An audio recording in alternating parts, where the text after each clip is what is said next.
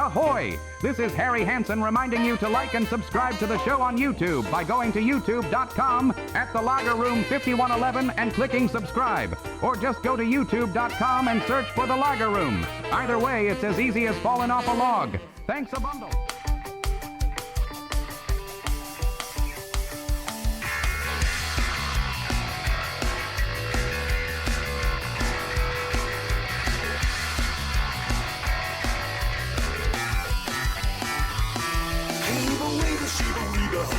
Jimmy Jungle ran a dribble to a dribble, but now you're going to slobber and you're crying in the middle of a goblet. Benihana, Benihana, Benihana.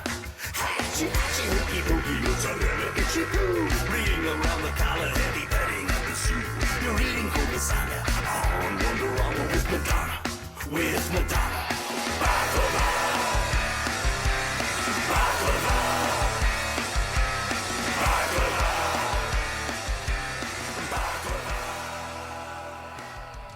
All right, everybody. Welcome out to the Get On With It Sports Show.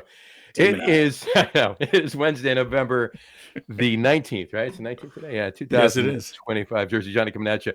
With me, as always, is none other than Mr. RadioPete and Mr. Harry Lug Nutz. Say hello, gents. Hi, everybody. AI is great, isn't it? AI is great. I got to tell you, my two favorite of those was the old video game, you know, the 8-bit video game looking one. Yeah. Pixelated Pete. Pixelated Pete. There you go. And the one where Harry has Demon Eyes. Yeah, absolutely. I think I like the Demon Eyes and probably the Pixar one at the end. The Pixar one at the end was good too. Yeah, because that's like the only one that I don't look wrong in. I mean, I do, but it's okay because it's a Pixar wrong instead of look at this slob. What is he doing on a podcast, a video podcast of all things? Well, what's scary is the first one the one I guess right after Demon Eyes was actually like almost realistic. I'm like, wow, that was pretty close. That was I mean, they all the real looking ones are realistic, but still, we really don't look much like those. No. Well, some of them were made with one service or one AI, and some of them were made with another one. So, gotta love it. Anyway, here we are. Here we are. Another Wednesday night. Our last Wednesday before December. That means anything. That's true. I don't know why. That was a lot of thought for that one. Deep Thoughts by Jack Handy. Mm-hmm. There you go. But I was going somewhere with that, and then I lost. So I thought you were going to say last one of the year. I was going to be excited. There you go.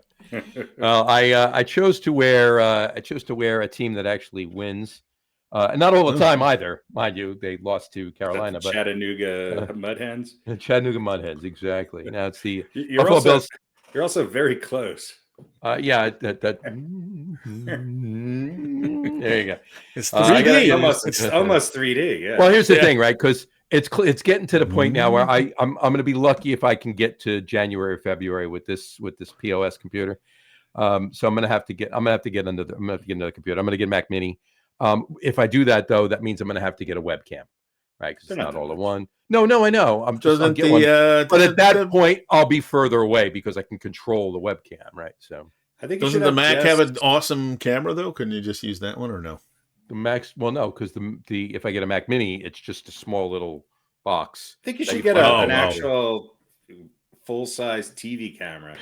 There you go. Right, and a boom operator. I'll buy one of those, like an old Sony Beta camera, the old get the what do they call the thing where he's on it and it moves around through the air and stuff. You have like a constantly better yet, I'll get a drone and have it flying around the office. And you'll just get me at different angles. I'll have to look at it. I'll have Jess control it, so I won't know where it goes. I think just an old school one where Jess sits on it, and and then maybe there's a separate second camera angle. Yeah, there has to be one. There has to be like one that's the main stationary camera, and then you have one that moves around, and then the moving one. Yeah, right. We'll just cut B-roll. Kind of like, and you should get the Merv Griffin backdrop, like Kramer did. Like Kramer did, right? That would be great. Well, all I have to do is get a green screen, and I can put the Merv Griffin backdrop up. There you go. Yeah, I love it. So anyway, so I'm wearing Bills, obviously, and not only am I wearing Bills, but I'm actually going to drink Bills too. It's a beer by Bills by a billion. This is by Beer Tree Brew, all right, and it's Pills by a Billion, all right, and it's obviously a What is Buffalo this? Bills. Oh, it is a Buffalo. Okay, it's a Buffalo. Yeah, it's a Buffalo Bills. But like some breweries do, like a Giants inspired beer. It's doesn't have the Giants, but has the colors and whatever. Beer Tree Brewing is So up near Buffalo, so it's Has there ever just been an different actual enough. Buffalo in Buffalo? I don't think there has. but Buffalo Bill was in Buffalo, and that's what the team was named after. Oh, there was a It was nice named after because it was the capital and the right Bills there. there was a good video about the Buffalo Bills name, and like one of the guys was like, "We're the Buffalo Bills," and the guy's like, "What's our logo? Is it because of Buffalo Bill Cody?" And they were like, "Well, is that our logo? Is it him?" And they go, "No, it's a buffalo." And we go, "So we're named after a guy who used to kill our mascot." Right. Sounds about right. Yeah, it was really well done. Wide right. It sounds wide right. Listen, I got to tell you. Did you see that? Did you see? Go ahead, Pete. Go ahead. I was just going to say, I don't know if I could, but if I ever stop being a Jets fan, probably the Bills would be the team I would root for, just because they're actually in New York. Emerson Boozer would not be happy. He would no longer be your neighbor. It's not really New York. Let's just be honest. It's the Midwest, or it's half Midwest, half Canada. There's nothing New York about Buffalo. No, sorry, that's true. At least it is within. It is within the state boundary, though. So that is true. That is true. But I'm sorry. Go ahead. No, I was going to say, did you see the video that it was like a promo video for one of the Peyton's places? Peyton Manning was he had Josh Allen, and he was trying to do like a like something to break the curse, right, so that the Bills could win. And he was saying we have this guy's jersey and this guy's helmet, and he says Scott Norwood shoe, and they're putting everything in a big trash can that's burning, right? It's like a big, like a bonfire kind of thing, and he throws it towards the trash can, but it goes wide right, and he goes up, wide right. Scott Norwood shoe. It was pretty funny. It never gets old. It never gets old. As a Giants fan, it never gets old. As a Giants fan, it never gets old. This is true. Empowered Extend is chiming in on YouTube. True, I'm not sure what he meant by True, and said, by the way, what do you think of Lakers game yesterday? And football, NBA, and whatever else. That was us replying to him. But yeah, we're talking a bunch of stuff. Empowered. Yeah, I said, what's today's topic? True was, I guess, a response to something somebody said. Right. And then I was typing in football, NBA, NHL. Maybe what do you think of the Lakers game yesterday? LeBron did something amazing or something on the Lakers game, right? Was that the? Did he? He started in his 20th season or something like that. Started in his 20th season. Is that what it was? Could be. It makes sense. Well, what are we going to start with? Let's do something. I say we start with football. That's the biggest thing. We'll get to some basketball definitely, but let's start with football. All right, let's start with football.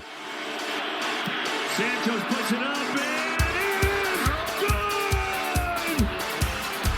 The comeback kid, Chicago Bears, do it again! Pete was very happy. Pete was very happy about that play. Yeah, that screwed me. I had the Vikings in the under. I think I got a point out of that. I got 1 point out of that. I took the Bears. I had the Bears, right? Yeah. So I'm holding my 2-point lead over the coin. More on that when we do beaten by the coin. But yeah, that's that coin is really coming out strong this year. I'm like staving off the elimination from the coin. You're a couple of points ahead. You're hanging on there. You guys both had 9s. Mm-hmm. Both had 9s, I think, this past week. And Ari, you're just missing, Yeah, I'm horrible. Yeah, you're not good. I am the I'm the Washington Nationals of pickleball. Well, listen, we've got, what do we Maybe got? you We should got take the Washington Nationals this 12, week. 13, 14, 15, 16, 17, 18? 7 games left. 7 games left. 7. So you got 7 weeks. So you throw in like a couple of 8s and 9s, you could be right back in it. Yeah, I mean, you're literally not. It seems like, I mean, you're at 50 something, so you're somewhat behind points, like. John. But you could still be in the mix. Yeah, why not? Maybe we should just do our picks now that we're talking about them. Well, the only other thing I wanted to talk about was, and I know everybody's talking about this, but I guess, I don't know, maybe it should be like a weekly segment. It seems like it is. What was the most horrible referee call this week? And I know there's always a couple in the Giants game.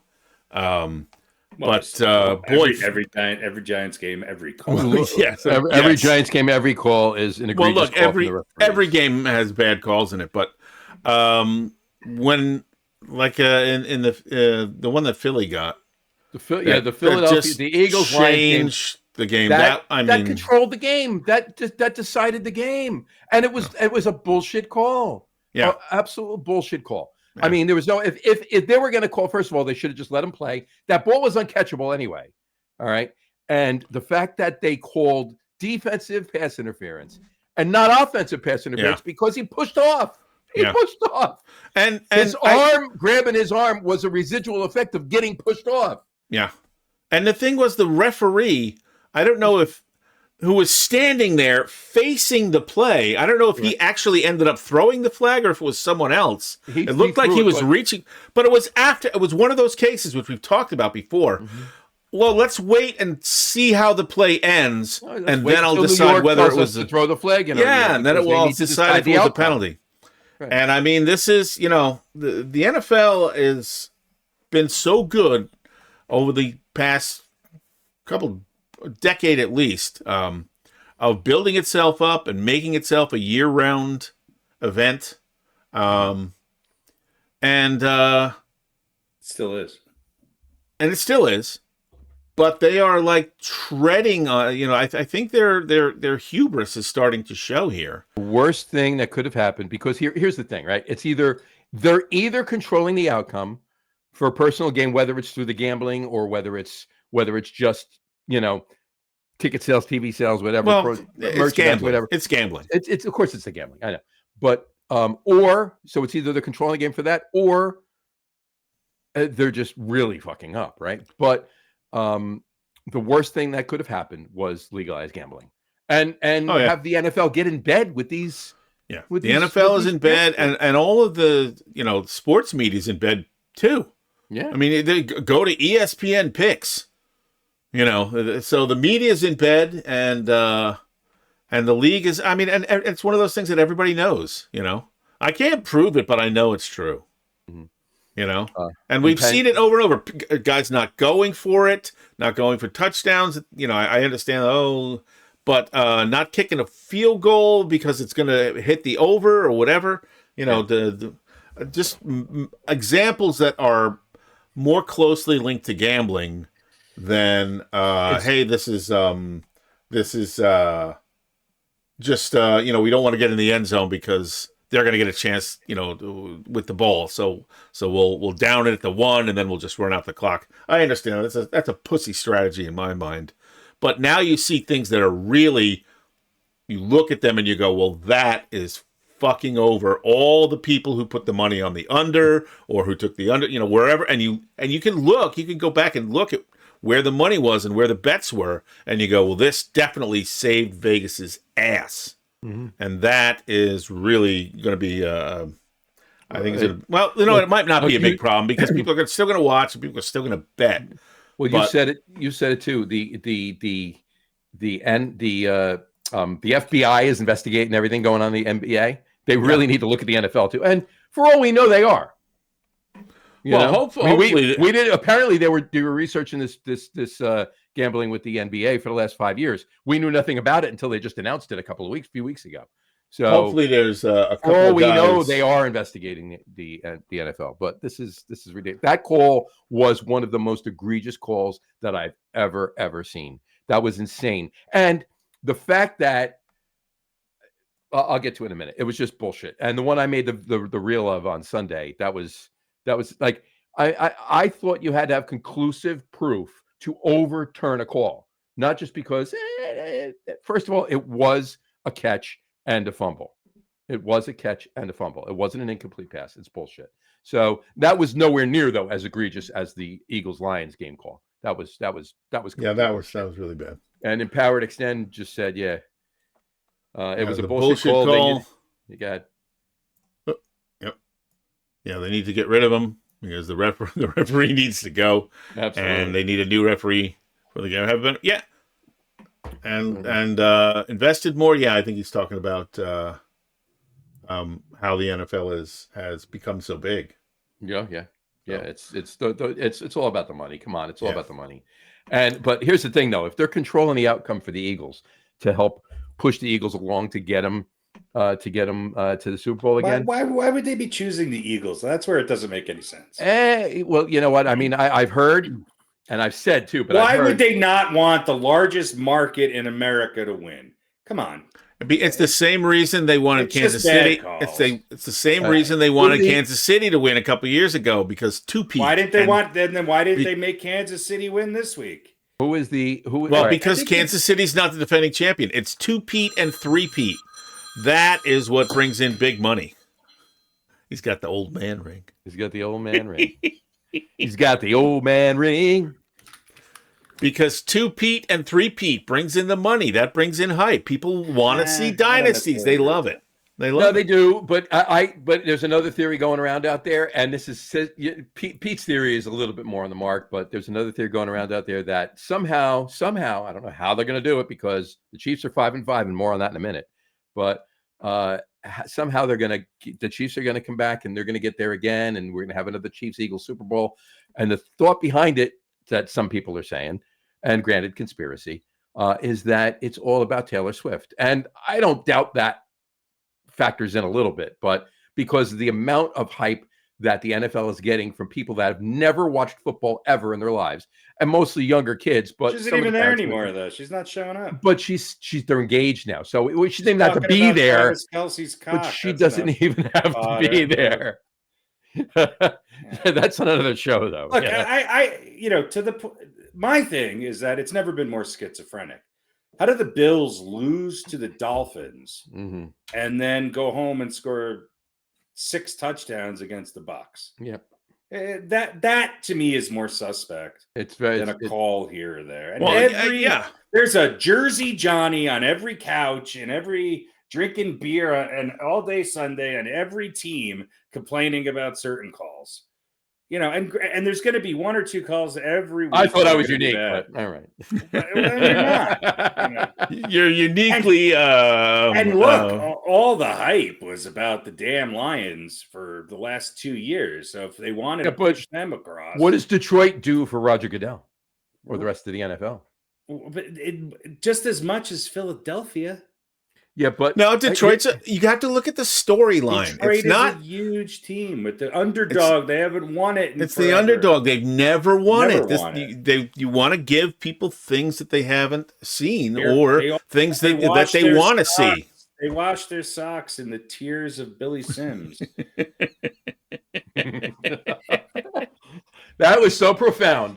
That actually, that has to write that down, Pete, because we need to, at some point before the NFL season is over, we need to take out my electronic device quote and put in Detroit Lions fans wash their tears and wash their clothes. No, not their fans, the team. They wash their socks in the tears of Billy Sims. For good luck. 19 minutes, I got it written down. There you go. I don't know. I mean, I think that the schizophrenia of a lot of teams and the parody, it actually makes it less enjoyable for me. I don't know why.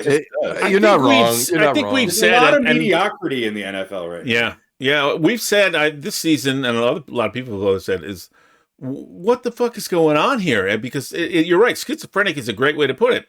You have teams that look fantastic one week and not against a doormat, against a decent team, and then they go out and they drop a stinker against a team that's 3-8 or 3-7 or something like that. Yeah, and there's have you ever seen a group of worse 7-2 and 8-2 and 9-2 teams in your life? I mean, well, yeah, I mean, you can always find fault. Are any of the teams leading their conference favorites to win the Super Bowl? They're not. They're not. It's because it's schedule. And well, look at the Patriots. Look, I'm all for it changing too. There's nobody that wants to see the Chiefs not make the playoffs, and they might not.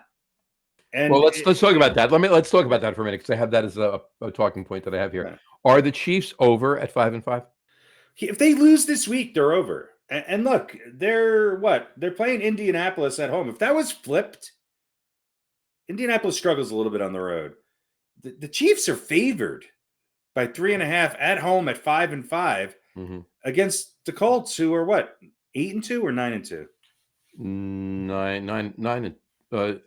No, they were off. Whatever they are, who cares? Yeah. They have they have the second best record. They're 8-2. Yeah, they're 8-2 because they had a bye. They're coming off a bye too. So, are they done? No, because we now play 27 games in a season, and 500 can get you into the 27th wild card team. So, they're not done, and they're close. They're not. There's not that big of a difference between what their team was last year and this year. It's just that they're, that's the difference. The ball isn't bouncing their way the whole time. Broncos are a great defensive team. They're one of the few teams where their secondary can actually tackle and they can contain Mahomes. And, Mahomes did what he needed to do. They scored. They gave the ball back to the Broncos. And the worthless quarterback that is Bo Nix surgically moved them down the field so that their MVP, Will Lutz, could kick a field goal. When did he become the worthless Bo Nix? Well, that's what everybody calls him.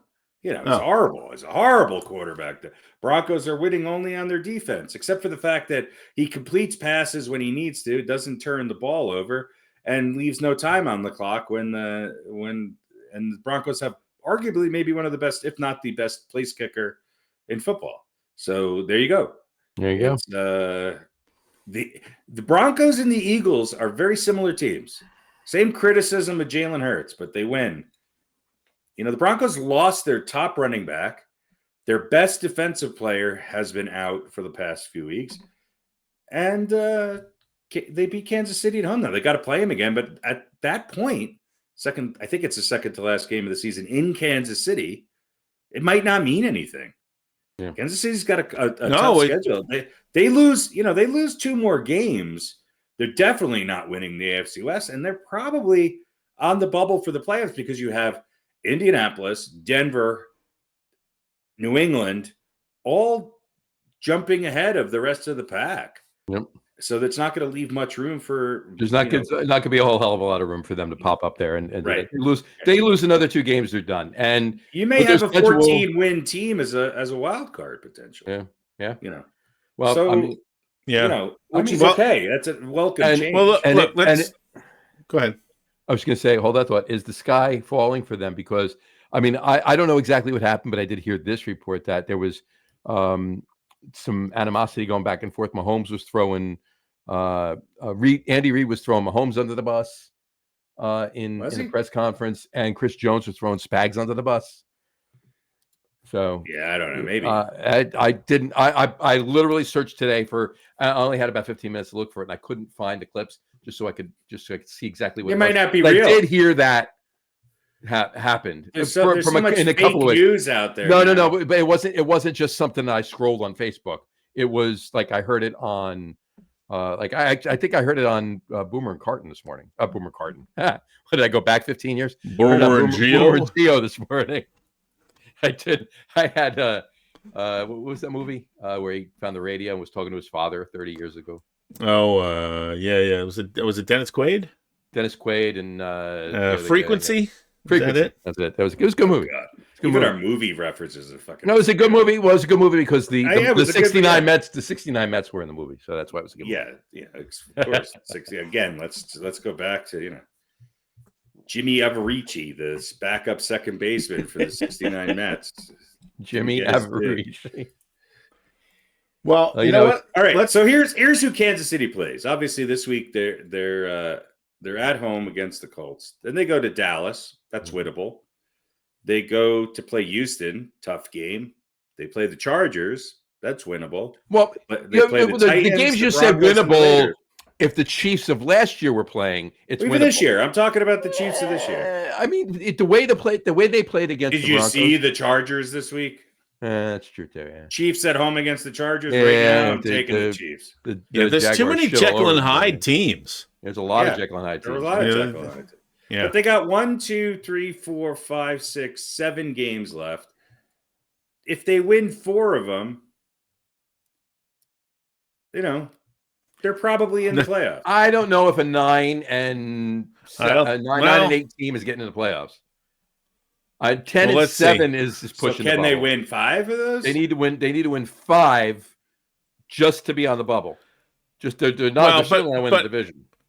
Right. I think they need to win 5 of their last 7. I think this week dictates everything for the Chiefs, including what they do in the offseason and maybe just how the personnel feels about each other. If they win this week and beat the Colts, they're favored, by the way, by 3.5.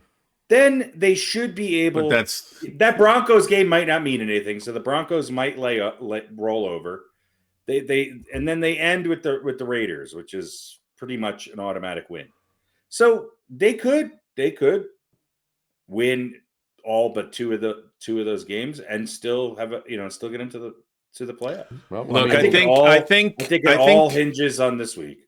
I think Kansas City's playoff hopes hinge more on the Ravens.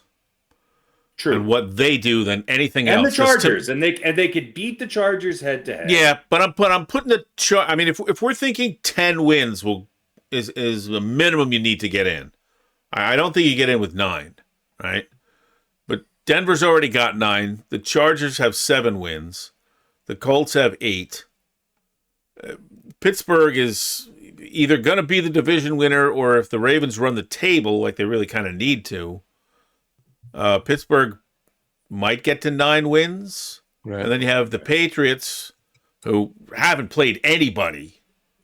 They have the easiest schedule, I think. They played like everyone from the 3rd worst team to the 10th worst team far this season. Well, they said that about the Bills in the beginning of the season. It's because AFC East, right? So if the Bills have one of the easiest schedules, it tends to figure that the Pats have one of the easiest schedules. I saw it laid out the other day, but even outside of the East, it was just there wasn't a top 10 team that they'd played yet because of who they're playing. Because of who the AFC East, not even in that division, but because of who the AFC East is playing NFC wise and the other AFC teams. Right. So they were saying the Bills, because they were winning in the beginning of the season, they just killed it in week 1. They beat the Ravens in that first game. They were saying that the Bills have a way, because they were like 3-0 or 4-0 at one point. Yeah. And people were speculating whether they could go 18-0. Because of how easy their schedule was, but just tends to figure that the Patriots had the same schedule. Because you know what I mean? Yeah, but the Patriots have 9 wins.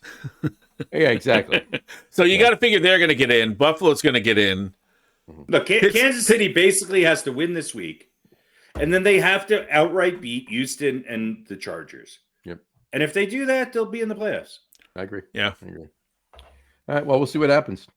Let me ask you both a question. Who do you think, who's the best team right now in the AFC? Is it the Broncos? Is it the Patriots? Is it the Colts? I don't think it's very convincing, but because they are a team that I don't know who they are, but I think you got to kind of go with the Bills. I think look, the Bills aren't guaranteed home advantage. You think Bills are a game and a half behind the Patriots, though. And you still I understand that. But all right, Buffalo goes to New England in the playoffs. I'm taking the Bills. Well, right now, if Buffalo and New England played each other in the playoffs, the game would be in New England. Yeah, so yeah, you still take the Bills. Yeah. All right. I'm not sold. I'm not sold on any of the top 3 teams. And why are the Pittsburgh Steelers at number 4 with the 6-4 record? Well, if there's the worst 6-4 team in the history of football, it's the Pittsburgh Steelers. Pete, is Empowered Extend a friend of yours? It doesn't. Let's move on. I don't know. I mean, he is now. If he wasn't before, he is now. He is now. All right. I'm going to say. It's the Colts. We'll see this week. If the Colts go into Kansas City and convincingly beat the Chiefs, there's no fluke plays. There's nothing that makes John do a backflip because there's a call or whatever. If it's a clean win and they run up and down and they if there's any questionable calls in that game, it's going to be for the Chiefs, not for the Colts. I don't know about that. There were some questionable calls in the Broncos game that went the Broncos' way. So I don't know. What do I know? All right, let me. Sorry, go ahead. I think that this is a big test for the Colts. As much as this is a do or die or kind of a must win for the Chiefs, I think this is really important for the Colts. Yeah, I don't. Let me just run down the schedules real quick for you. Go for it, and then we can we can do a little. Are they for real about this similar topic? All right, here's the Patriots starting with Week 1. Raiders, Dolphins, Steelers, which they lost. Panthers, Bills, which they won. Saints, Titans, Browns, Falcons, Bucks. They played nobody except the Bills. Jets, nobody. Yeah. They played nobody except the Bills. Bills, Ravens, Jets, Dolphins, Saints, Patriots, Falcons, a bye week, Panthers, Chiefs, lost to the Dolphins, beat the Bucks. I mean, those are shit schedules either way you look at it. I'd say Buffalo's won a higher percentage of. Yeah, and I would say Buffalo's a little bit tougher, at least through that. They beat the Ravens in Tampa Bay, and they beat the shit out of the Bucks. Yeah, that game was closer than the final score, but yeah, the Bucks are beat up. Yeah, they are. They are. Their best offensive weapons are all out. All right. Yeah. Boy. All right. Let's move on. Let's keep this. Let's all right. Hold on before you go. Go ahead, make 1 point, and then we'll do a little. Are they for real? One more thing. I said AFC.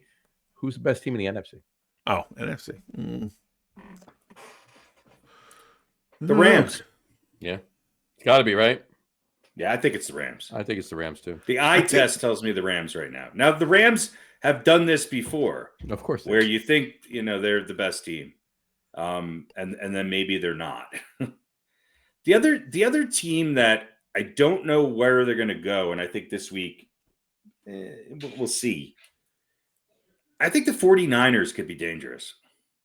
I also think Seattle could be dangerous, but I'm not convinced on the Bears. And you got to put the Eagles there too. The Eagles just know how to win games. Sirianni's right; they know how to win.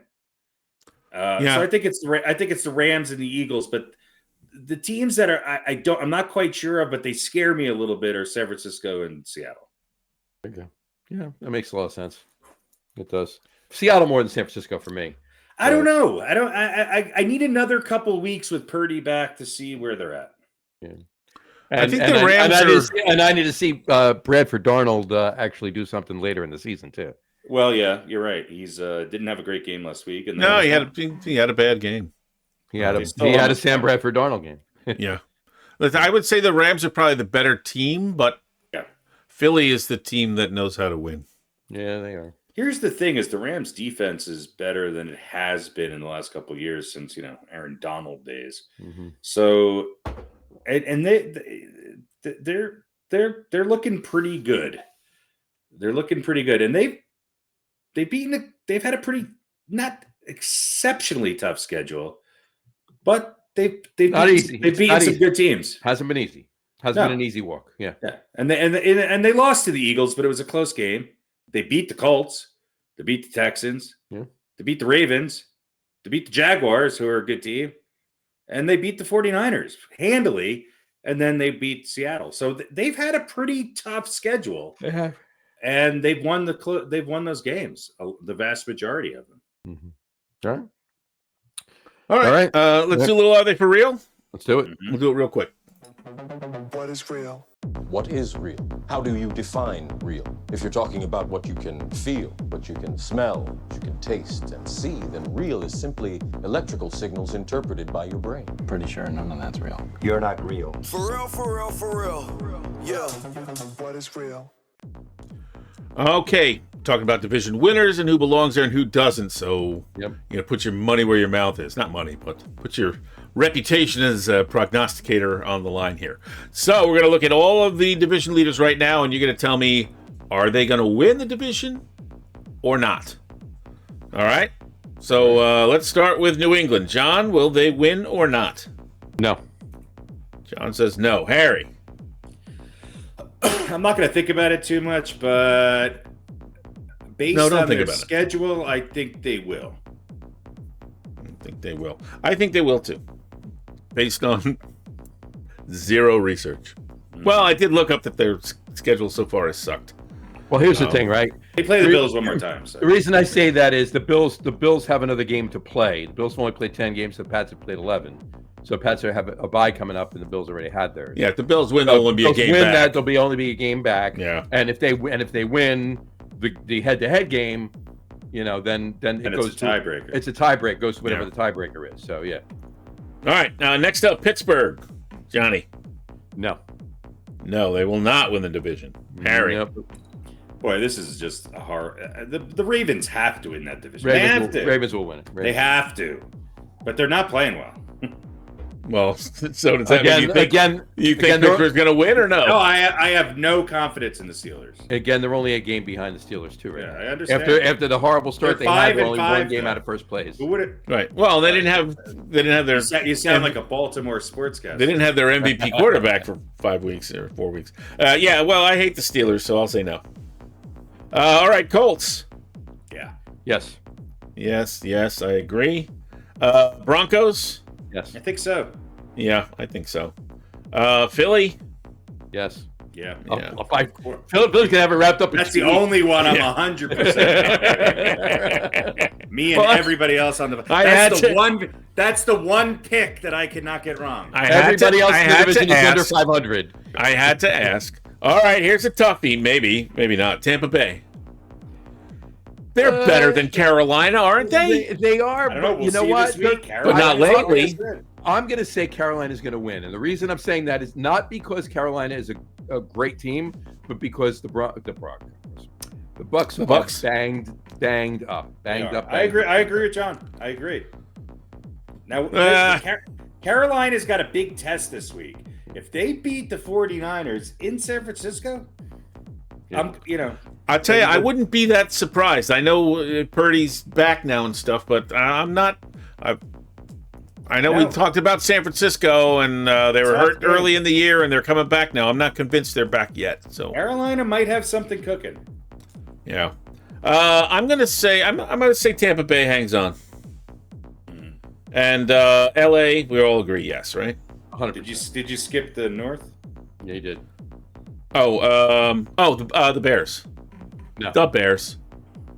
Bears will not win the division.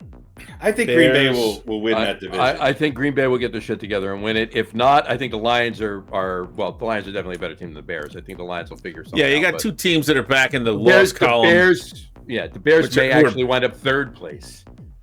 Yeah, but they're both better than the Bears, so yeah. I think we all agree. So we're in lockstep for most of them, but we have a couple of differences. There you go. I like Tampa Bay. John does not like New England. So, all right, there we go. Are they for real? Right. Woo! Very nice. Where do we want to go next? I'm gonna go to the coin since we're on football. I got two other things of football. Well, one of them we can do after the coin because it's just a quickie. Okay. What do you want to? Is that a football quickie? It's a football quickie. Okay. And the other thing I got to do first is I got to do one thing before we do that. So we can do them both after the coin if you want to do that. So do picks and then we'll do the quickie and then. Well, no, I got to do the one thing because it leads into the. All right, let's go to the coin. Let's go. Let's go to the videotape. Let's go to The coin. The coin is doing so well this season that the segment is now called The Coin. Place your bets, please. Place your bets, please.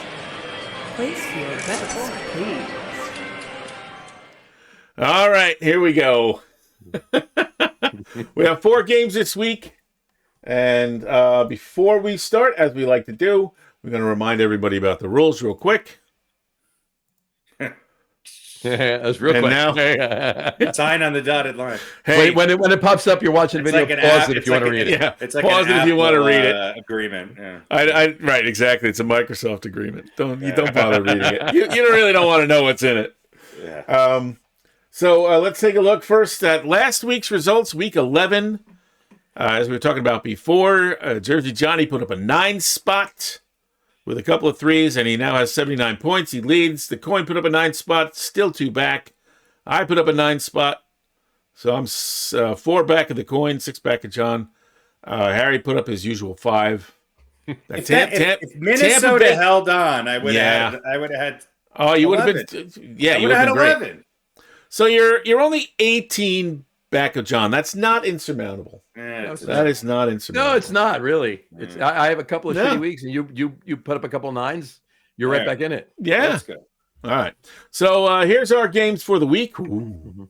Fancy. Had a little extra time this week. Lovely. Nice. Very nice. So let's start with the Colts at Kansas City. The coin has pre-picked. I did the flips for the coin earlier, so we wouldn't have to sit through that like we normally do. Coin is going Indianapolis and over on this. So, John, who do you like? I'm going to be in lockstep with the coin. Indianapolis and over. And the over. All right, Harry? This is the toughest pick of the week. I'm going to go with the Colts. You picked this game, by the way. I know. Even though early this morning, Pete did not think you did. No, I know. Yeah, I was confused. Yeah, was that this morning or was that last night? It was this morning for us. It was last night for you. So, yes, I mean, every time I pick against the Chiefs, they screw me. But I got to go with my gut here, and maybe I'm hoping a little bit. Can't believe I'm rooting for Daniel Jones. I think the Colts are going to run all over the Chiefs. I think they're going to control the ball. I'm going to go under, though. Interesting. Well, we almost had a lockstep there. Everybody took Indy here, including yours truly. Everyone took the over except for you, Harry. So we almost had a 4-way lockstep. It's gonna be Kansas City in the over. Yeah, exactly. Exactly. So we'll all be so the everybody will three of us will get get a point. Everybody will get 1 except for Harry. Yeah, exactly. All right. Let's move on to Cleveland at the Raiders. Well, even if Kansas City wins by less than 4, then at least I get 1 point. There you go. Yeah, that's true. That's true. That's right. If they cover, that's kind of why I'm taking the Colts. Even if Kansas City wins, I think it's going to be on a last-minute field goal, and it's going to be less than 4 points. But that means Kansas City will win by 42, and the over will be covered. Yeah. So there you go. Well, Johnny, was that you and I took the under on the Bills Bucks game? Yep. Yeah. And it was like a 68-point game or whatever. How were we thinking? But with like 8 minutes left in the fourth quarter, it was the under, and the Bucks were in it. Yeah, it was 24-19 heading into the fourth quarter, and it ended up 44-22. Yeah, exactly. All right, let's. This is looking good. Minnesota was looking good. I was like, oh, this is great. And then, boom, boom. I was this close. This close. All right, let's go to Cleveland at the. Oh boy, did we all think the Raiders were going to be better than they are? I don't know if you said it out loud, John, but I know Harry and I. Ball. Oh my God, terrible. Garbage ball. The over-under is only 36.5, and I kind of want to take the under, but I'm going to let Harry go first because I know you're going to let it go to Harry first. This is the battle of the 2 and 8. So who do you like? Listen, the Vegas favored here, which I guess that means Shadur's going to play, right? So. Shador, actually, it has been determined that Shador's playing, yeah. Yeah. Shador, by the way, Shador was 6 for 22 for 50 yards last week. You know what? Let me know something. He had a couple decent throws and he had a couple drops. Let me just say this. I've said before, I've said that Jeff Saturday is like the most, plain yogurt kind of guy. He never says anything interesting. He actually said, don't judge Shedeur on what you saw. Because they blitzed the shit out of him. He never took any snaps with the first team offense. That line had never heard his cadence before that game. And so he goes, whatever it was, 16 plays or however many plays of chaos. And not great blocking. No, that's what he was saying. Terrible blocking and a rookie who, was working out with the practice team. Maybe the Browns have done Shedeur Sanders pretty dirty. Now that doesn't mean in that game though. The Browns were in that game against the Ravens. Yeah, they were in that game. But he was terrible. Lowest passer rating ever. But Saturday just said doesn't mean he's going to turn everything around this week, but don't judge him solely on that, performance and say, oh, he can't play in the NFL. If you do that, you could be making a big mistake. So Vegas is really bad though, and Cleveland has a really good defense. But can you win with a quarterback that has 1 week of practice with the starting team? A rookie quarterback at that? Well, I don't know. Maybe he's better than everybody thinks. Well, we're going to find out on Sunday when we're going to find out. All right. So based on Cleveland's defense, I want to take Cleveland. I hear a button there. Oh, there's a big butt. Does anybody feel really? Do you have a confident pick in this game? I don't have a confident pick. But no, I have what I feel is an educated pick in this game. But I'm going to go with Cleveland in the over. I think that their defense. Look. Geno Smith has the most interceptions. I think the defense can turn it into some points. The over-under, I'm almost tempted to go with the under, but I'm going to go with the over. I'm going to go Cleveland in the over. All right, Johnny, give us your educated pick. Raiders under. Raiders under. Raiders under. Wow, well, that's either going to be a 4 or a 0. Yeah, the Raiders are going to win by 5 points, and the score is going to be 20 to 17. 8, not 20 to or 17. 21-10 or something like that. 20, whatever, 17 to 12 or something like that. That doesn't get you there. I'll tell you what, John, I agree with you. Yeah. And the coin agrees with you as well. 12. Oh, you took the under. Yeah, I took the under. Yeah. Okay, I got you. Me, John, and the coin are in lockstep so far in this pick session. We all took Indy and the over. We all took Vegas and the under. So I don't feel great about this, but look, at this point, I gotta make. I knew you guys were gonna take Vegas, so I gotta either go for it and hope for some upsets or. Listen, I did that a couple years ago. I started picking the underdogs or going against the grain, and sometimes it works. It worked out for you a couple of weeks. Yeah, a couple of weeks.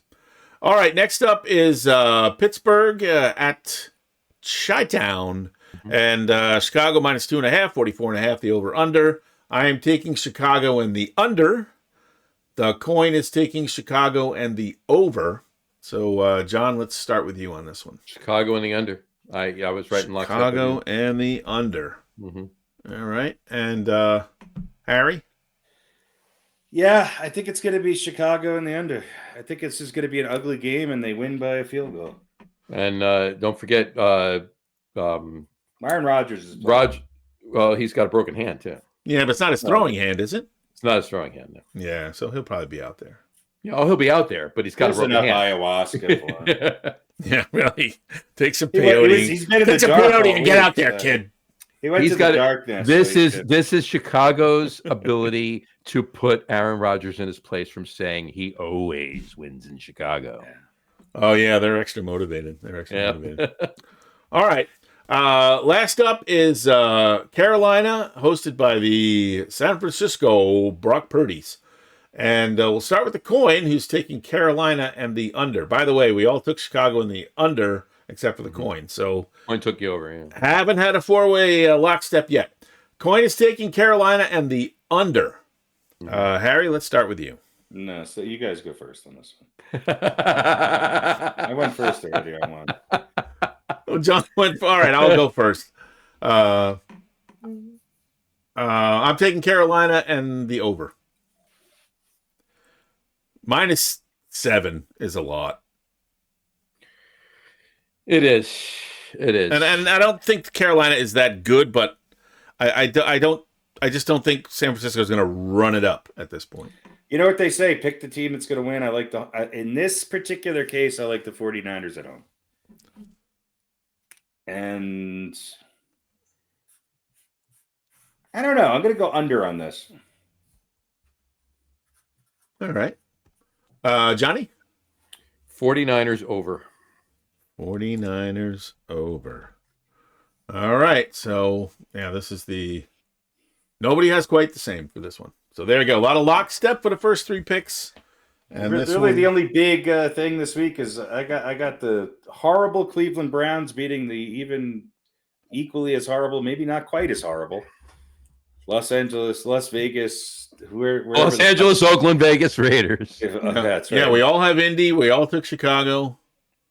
Carolina, San Francisco, we're the most split, and Harry's on a limb with Cleveland. I just need Geno Smith to just shit the bed. There you go. Well, listen, that's entirely possible. It is. Maybe there will be some Shador magic. You never know. I'm rooting for Shador. I hope he does well. I'd like to see him do well. Obviously. You know what? I'd like to see him get a chance to do well. Yeah. He may bomb, but I mean, we all heard the stories about his arrogance and how the Giants were not impressed. He didn't really want to be there and this and that. Okay, fine. But this is a league where we've had people who have done worse things, and if you can play, you'll play. So what we know you got to prove that he can play, though. That's that the Giants when the Giants' evaluation of college personnel is always stellar.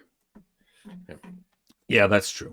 That's true. The only thing worse than the Giants' personnel choices are the Cleveland Browns' choices, and I think they have one thing in common: their young players are never able to come into a solid, stable situation where there's veteran leadership. They're just taking these guys right out of. I mean, look, the how many quarterbacks now has Cleveland just taken right out of college and thrown to the Wolves? I think in the NFL, there's a lot of stable situations. There really is, because there's a lot of horse shit in the NFL. All right. Well, the stable situations have quarterbacks that will not allow for a rookie to start. Yeah. Instead of having 2, getting rid of the old guy and the younger guy who had some experience, and now we have 2 rookies, and now one of them is in concussion protocol. So we're gonna have a guy that we embarrassed by drafting him in the 5th round, right? Their last draft pick of the draft. The good news is that the Colorado Rockies now have the guy who's been heading up football operations for the Cleveland Browns for the last 10 years. Right. Oh, what could go wrong? What could go wrong? All right. Which without even knowing it, you kind of segued me into what I wanted to talk about before we do just a quickie, and that is. We didn't talk about it because it happened after our last show, and that's Brian Daboll got fired. Yeah. Brian Daboll got fired. He was relieved of his duties. Apparently, there was a picture taken of him sitting outside of a curb outside of MetLife Stadium, smoking a cigar, texting somebody on his phone. That's after a good he got look. fired. Yeah. So, but like anytime he didn't have a sign in front of it that said "We'll work for food" or anything. Anytime like that, a picture description starts with "sitting on a curb," it's not good. No. I don't believe Daboll was sitting on a curb because I don't think he could get up from the curb. He might need an offensive maybe lineman it was to a help him bench, up. maybe it was a bumper, but I don't. Well, let me ask you guys this, because I heard what I felt was like a pretty legitimate criticism of draft picks by the Giants. Carter is not the super player that we thought, and Scadaboo's good, but he's hurt now, and so like Scadaboo's why are you never going to last long? No, he won't. But so the question was why are you going to keep the guy? Why are you going to keep the guy who hasn't necessarily brought you any? I forget who the third. It wasn't Scadaboo. It was 3 guys they mentioned who Scadaboo was. Devontae Banks. Hyatt. Yeah, there you go. Jalen Hyatt. And they're like, you drafted these guys. They weren't even talking about Abdul Carter. They were talking about Evan Neal, Jalen Hyatt, and Deontay Banks. Well, somebody I heard was traded up to get Deontay Banks. Right. Evan Neal is a bust, and it was his first draft pick Right. Dable, but Dable they were also Dable saying didn't get rid of Saquon Barkley. Dable didn't, wasn't no, we're there talking to about draft he's talking any- about Joe Shane. That's what he's talking about. Right. yeah. Exactly. So, but then they were also talking about Carter and going, well, this guy was supposed to be the sure thing. Yeah, And, you but can chalk it up to a lot of reasons, but I mean that whatever it is happens. That doesn't mean he won't be more of a sure thing. But again, the whole point was you didn't draft players that came out and are tearing it up, and your coaching staff is doing a lousy job. So why are you going to keep the GM? So I wanted to ask you guys about that. He should be gone too. Shane's got to go. Here's my thing, and this is what I was talking about. First of all, my main point of this is, Dable had to go, but Shane Bowen needs to go too. Okay, because they can't keep anybody. Once again they had a lead in later in the game, and granted it wasn't a huge lead, but it was a lead later in the game, and they couldn't hold on to it because Shane Bowen way under with the talent level, and granted they're not playing up to that. But I'm going to put some of that on the players, and I'm going to put a lot of that on Shane Bowen because his defensive schemes suck worse than my Dyson downstairs. But if you're going to get rid of the coach and you're going to get rid of the defensive coordinator, you got to get rid of the OC. I think you got to get rid of the OC also, right? Hold on, you got to get rid of everybody. You can't keep the offensive coordinator. Here's the thing, and they might only because of Dart. All right, here's the thing. They might only because of Dart. They needed to get rid of the defensive coordinator too. They needed to get rid of Shane Bowen. Now they didn't get rid of the OC because, and first of all, that makes sense, right? They got rid of They got rid of Brian Dable because he wasn't calling the right plays, and they keep the guy and promote him to the head coach. Right? No, I don't mean right now. I mean now. I mean the next regime, he has to be gone. No, he's going to be gone, of course. Yeah. But here's my thought. I don't think they're going to keep Joe Shane. No, I don't.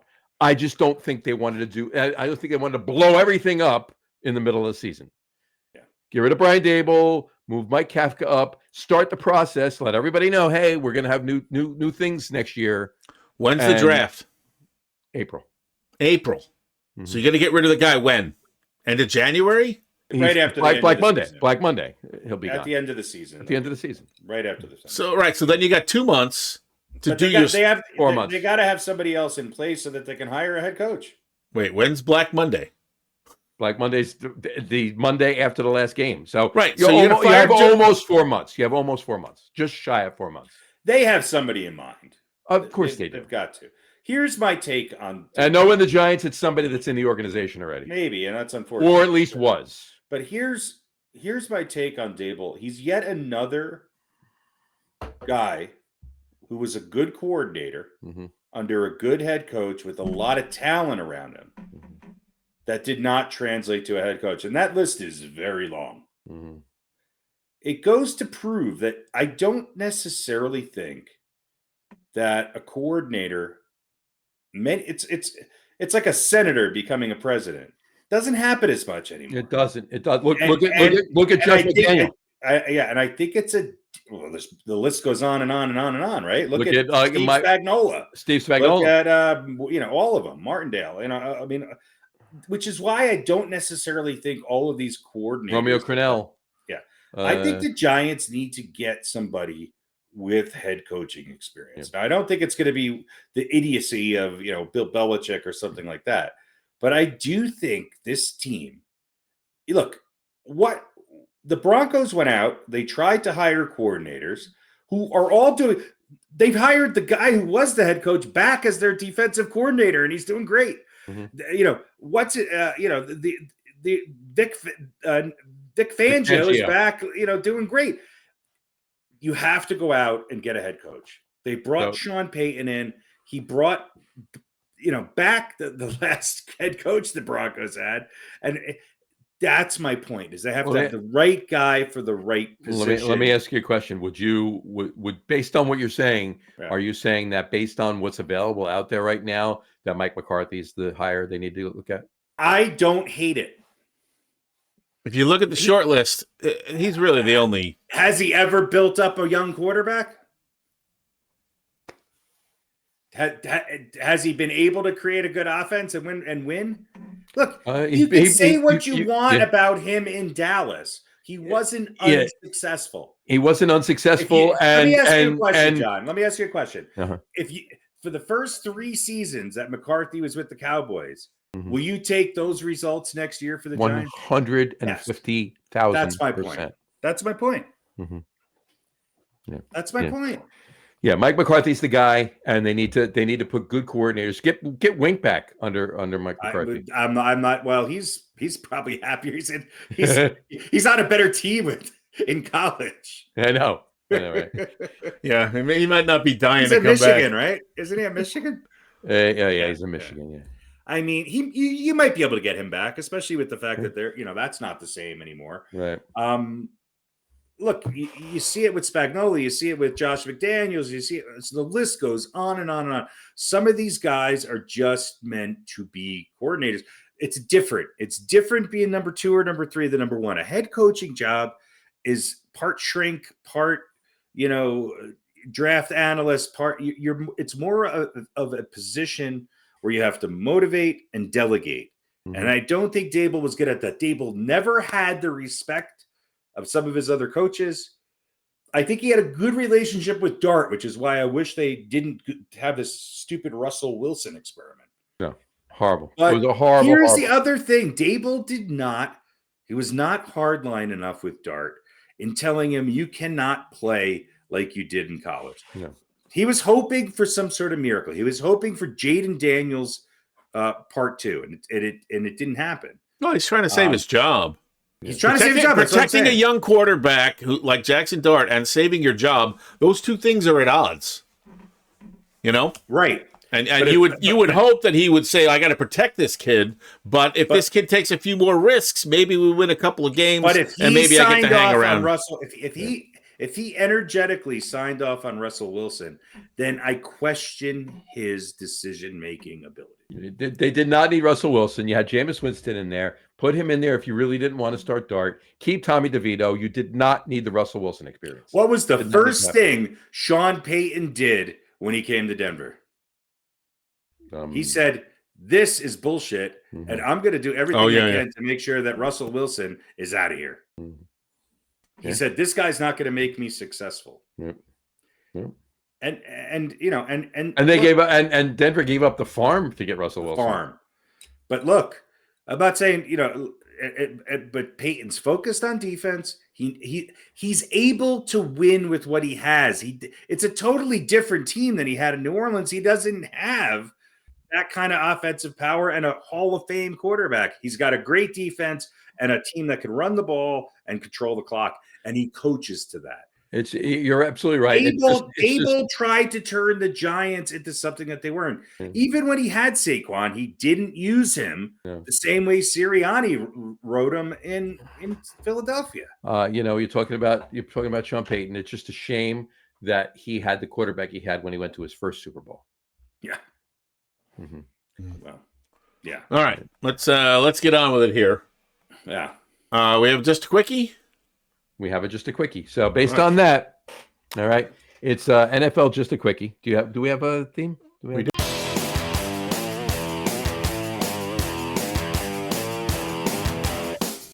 Do we have a theme? That may be my finest work ever, right there. I think that is the best ever, right there. Right. I like over under, but that one's a good one. There you go. So I'm just trying to figure out what's his face is doing on the top up there.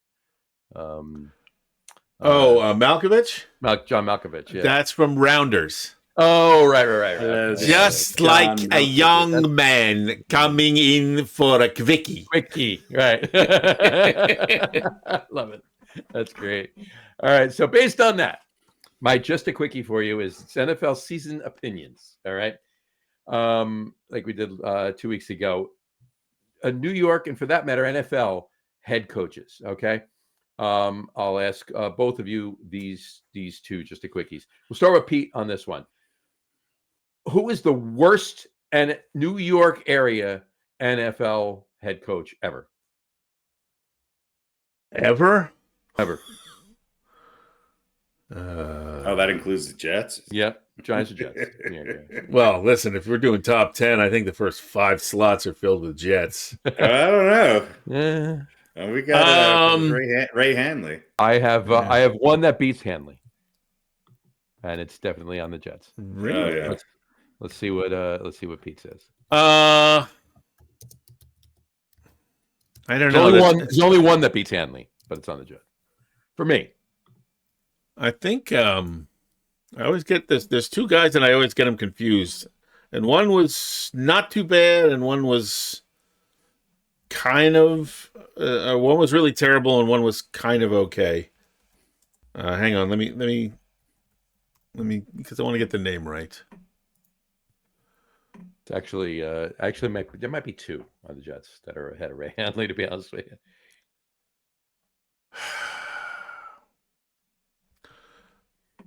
In the modern era, I would say Gase, but all time, I would say Richie Kotite. Ding, ding, ding, ding, ding, ding, ding, ding, ding. And Joe Walton is the guy I get him confused with. And Walton was not good either, but he was not terrible. He wasn't Kotite level. Yeah, exactly. Yeah, he wasn't. Kotite was the worst. Lou Holtz wasn't great. But But he was. I think it was his first. Great in South Carolina, but he's not. That was his first coaching gig, I think. At least in the pros. But in the pros, yeah, it definitely was. But I think this is the only head coaching gig in the pros. Yeah, I believe that's correct. But that's that Gase was the other one I was saying. Maybe there's two ahead of Hanley, so Gase would be the other one. But it's Rich. I would also honorable mention to Bruce Coslin. He's up there. Let's put it that way. He's up there, but maybe not as bad as Ray Handley. But gotcha, Harry. Are you going with the same? Or Bill Arnsberger.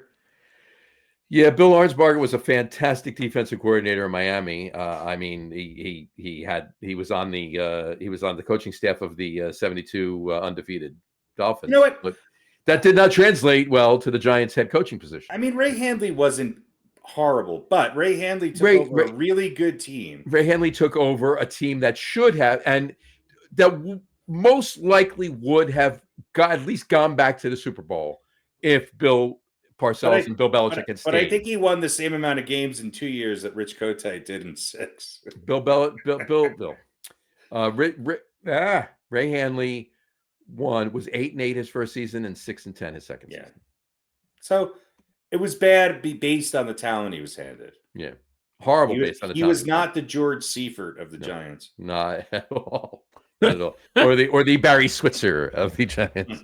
Is there a George Seifert of the Giants? I couldn't think of Switzer, but I thought of Seifert. And then Dan Reeves came in and was great his first year, and then just kept going down and down and down and down and down. Leaves the Giants, goes to Atlanta, goes to the Super Bowl. But that's just Dan Reeves is a good coach. Dan Reeves is a good coach. Good coach. Never won a Super Bowl. No, nice guy too. Met him. Very nice guy. All right. All right. So and then part B of that question. It's not too quick now. This is just a quickie. We don't have to discuss any of this. There's only an A and a B. Who was the worst? Always only an A and B. Who was the worst head coach in the NFL of all time? Period. Just is it? It could still be the same one you said. Tough question. But of all time in the NFL that you can think of. Oh, jeez. God. Worst of all time. Mm-hmm.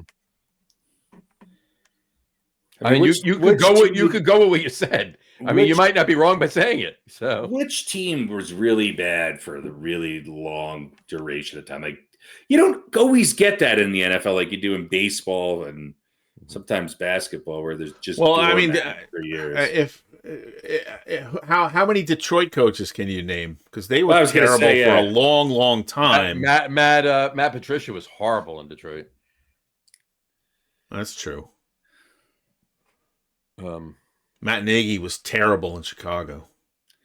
I mean, Rich Kotite's definitely up there in my head. That's who keeps coming up. He did win 4 games. Urban Meyer was not great. Oh, yeah. He was a complete bust. Mm-hmm. Yeah, I don't know. I think the worst ones, weren't around very long. Mm-hmm. But, I'm trying to think of somebody who was bad but was given too many chances. I don't know.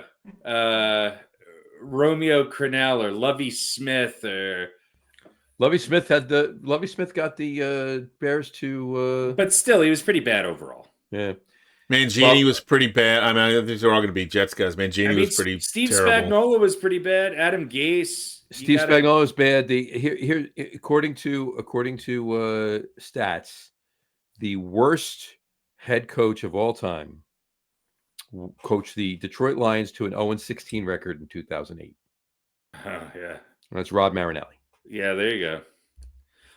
I'll tell you two or three other people. The Broncos recently with Hackett and McDaniel have had some bad coaches.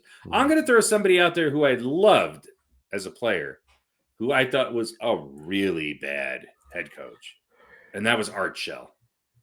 Okay. And you talk about that really great player, really bad head coach. You could talk about was Singletary. Yeah, there you go. That's a good one. Yeah, that's a good one. So, yeah. But all right, there you go. That's and also I'd throw in for the Jets. He's a defensive coordinator on? Was it Tampa now? I can't remember his name. Robert Saleh? No. No, the guy before him. For Adam Gase was before Robert Saleh. No, Adam before Gase, yeah. That was Todd Bowles. Todd Bowles, that's the guy. He's the head coach of the. He's the head coach. Oh, and he's doing really well. Yeah, no, he is. Yeah. So maybe it's not the coach. Maybe it's not the coach there. Now we're not going to say it's not the players. Maybe it's not the coach. Yeah. It's just the Jets. It's just the Jets. Yeah. It's hard to be the worst coach ever on the Jets because they've had a lot. Giants have had some bad seasons, but the Jets have had a lot of Giants bad coaches. Like you said, please, you could name a bunch of them, but I mean, Pat Shurmur was not good. Joe Judge was horrible, but Ray Hanley definitely. Who's what's his name? For the most part, Brian McAdooshbag. Ben McAdooshbag. But for the most part, you had heard of when the Giants pick a coach, even if it's a little off the wall, you'd heard of them before. Many times, the Jets pick a coach, and I'm like, who? Yeah. There you go. Where did he come from? But you're right. You go back to the 70s. He was the assistant punting coach. Okay. Yeah, he was the scout team special teams coach. Joe Judge. Was a great example. Joe Judge was picked in a moment of holy shit. We need to pick a head coach because they were keying on what's his face from Oregon that went to Carolina and sucked. Yeah. What's his name? Yeah. They would have been better off picking Mike Judge. Yeah, whatever. Anyway, but yeah, there you go. All right, that's just a quickie. There you go. All right. 20 minutes is just 20 minutes, just quickly. All right. Any more football? No. Don't have any football, but I got a segue. We got the Four Gotta Stay segment that'll take us into whatever else we need to do. Four Gotta Stay. Go. Well, what sport is it? It's the same thing we've been doing. Oh, okay. So it's all sports. So all right. All right. So let's give it to us. That's not where I wanted to go. Ladies and gentlemen, for your listening pleasure, a little bit of love. Can't you stop it? Available now for purchase on Spotify and all your favorite iTunes at Lug Nutz. That's our segue into one of John's. There you go. We're using that. Yeah, that's what we meant that. So is this a 4 out of 6? Four gotta stay. Four gotta stay. All right. I am working on a theme for it. We'll remember them. We'll remember them. So New York Sports Icons version 3. Oh boy. Icons version 3. Write these down. I'm going to write these down. Unless it's Mickey Mantle, Joe DiMaggio, and Thurman. We'll get there. All right. That might be in 4 or 5, but here we go. For today, it's version 3. Here we go. All right, go. Harry Carson. All right. HC. Harry Carson. Reggie Jackson. Oh, God.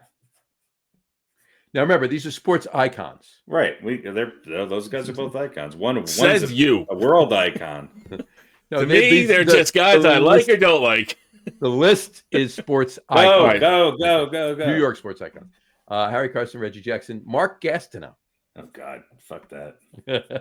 I had to give Pete one.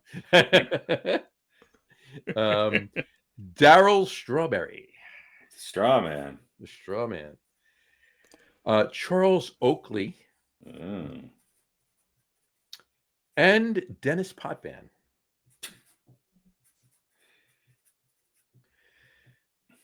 So it was either the head of Brian Chartier. So I went with Dennis Potvin. So only because of Pete's, Dennis Potvin, arguably, if you start an all-time NHL team, he might be one of the defensemen. Yeah, absolutely. But anybody under the age of 54 doesn't know who the fuck he is, even in New York.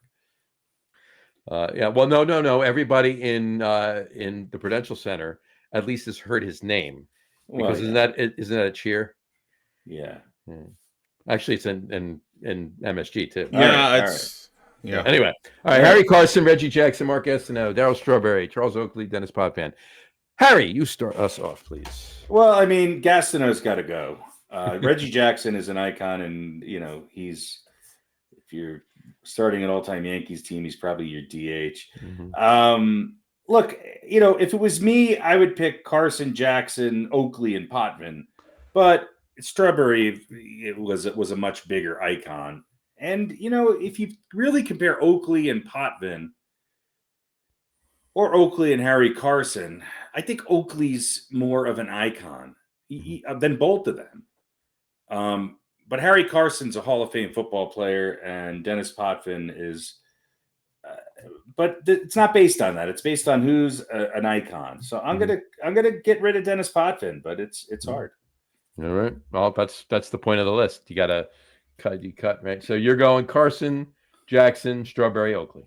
That's right. All right, Pete. All right. Well, yeah, Gastineau is definitely gone. Okay. Fuck that guy. He was a weird dude, wasn't he? Still is. Did he just die? No. No. He's has actually. I feel kind of bad for him. He's had a lot of health problems and stuff. Oh, that's right. And he's mad at somebody. Who was he mad at or something? I can't remember. Anyway, yeah. I don't want to get us off track. He's mad at Strahan. That's right. Yeah. All right. Strawberry is obviously an icon. Mm-hmm. Reggie is obviously an icon. Two of the nicest left-handed swings in the history of the game. Mm-hmm. Totally different, but great. I'm gonna say I don't think we should rule people out just because a lot of people under 40 don't know who they are. Because there's a lot of people who are over 40 who do know who these people are. Well, based on accomplishments, other than Reggie Jackson, Dennis Potvin might be number 2. Yeah, and look, and his name I believe is spelled with an O and an I, is it not? Potvin. Yeah, and I've always heard it pronounced Potvin. Potvin, yeah. Which sounds like an A. Potvin, which is what Harry was saying. But I know that his name is spelled with an I, even though it sounds like it's Dennis Potvin. Potvin, yeah. Yeah. So I'm going to put it's pronounced like you would if it would be spelled Potvin. You're also it's Potvin, and you're it's from with an I. Island, so. That's my point. It sounds like an A, but it's an I, and I know that, so he's an icon. So that leaves Oakley and Carson, and it's Harry Carson. All right. Sorry, Oak. The only one you guys, the two of you, don't agree on is Oakley. I'll tell you what, if you ask true New York fans who they like the most out of that list, it's Charles Oakley. Mm-hmm.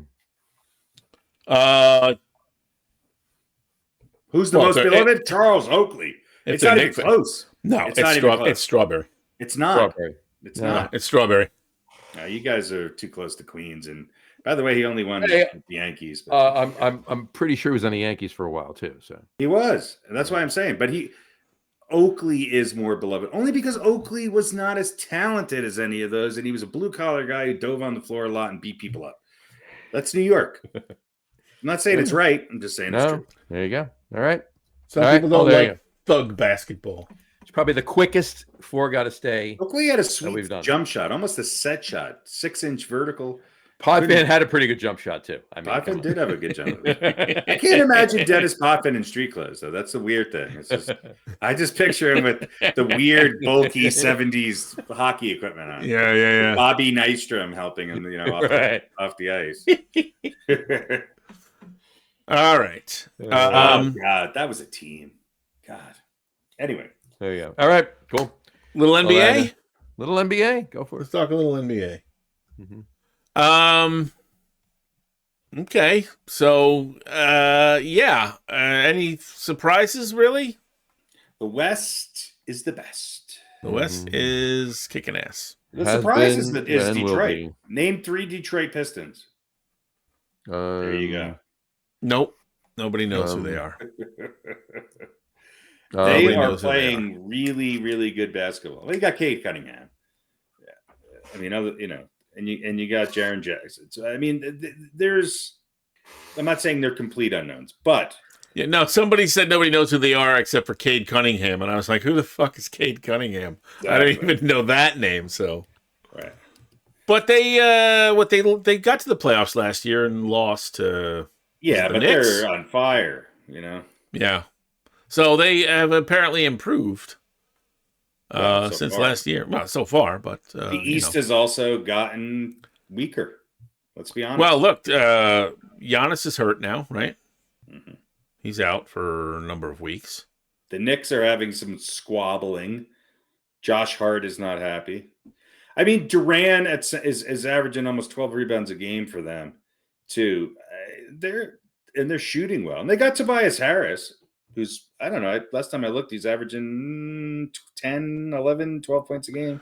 Does it concern you as a Knicks fan that the Knicks and the Celtics have the same number of wins? Or yes. Because Boston, not that Boston should be a 2-win team, but they're missing a pretty good player. Boston's swinging above their weight right now, and the Knicks are not. Are the Knicks playing? What percentage of their potential are they playing to right now? The Knicks haven't won an away game yet. No, but they're not bad. I mean, the Nets have won 2 away games. The Knicks haven't won an away game. They're maybe a game or 2 away from what I thought they would be. And look, they could very easily, potentially, still be a top 3 team in the East. I think the Raptors are better than I thought they were going to be, and Cleveland is right where I thought they were going to be. Yeah. Miami, I don't know. They're out of 500 team. Chicago, again, who are they? Boston, the team that is surprising that they're not better to me. I thought Orlando would take that next step and be up there. But in the West, look, I think my Nuggets, they blew it the other day. They lost a game they should have won, but to the Bulls. Right. Oklahoma City's better than they were last year, and they won the NBA championship. The Rockets are scary. Crazy, right? Lakers are playing really good ball, and maybe having LeBron out might have been a blessing. The Spurs are a really good team, and the Timberwolves, who have been there the last 2 years at the top, are hovering, in the 6 or 7 spot right now. The Spurs lost Wembanyama now for at least a couple of weeks. Yeah, so, which is going to be tough. That's going to be tough. But I think they can hang around. I thought of a Piston. Blake Griffin? Is he still on? No. Yeah. Isaiah Thomas? Yes. And then you have, the Warriors. The Warriors are hanging around, and the Trailblazers, the Warriors who are came out kind of underperforming, maybe. They still scare me, the Warriors. Portland's, they could be scary. They could be in the playoffs. The Clippers are a little disappointing. Dallas is where I thought they were going to be. But the West is, I would say, I'll put Detroit and Cleveland tentatively in the top 6 teams. The other 4, and if you were to pick the top 8, I think 6 of them would be out of the West. Yeah. Although, I'll say this about the Warriors, sort of flying under the radar.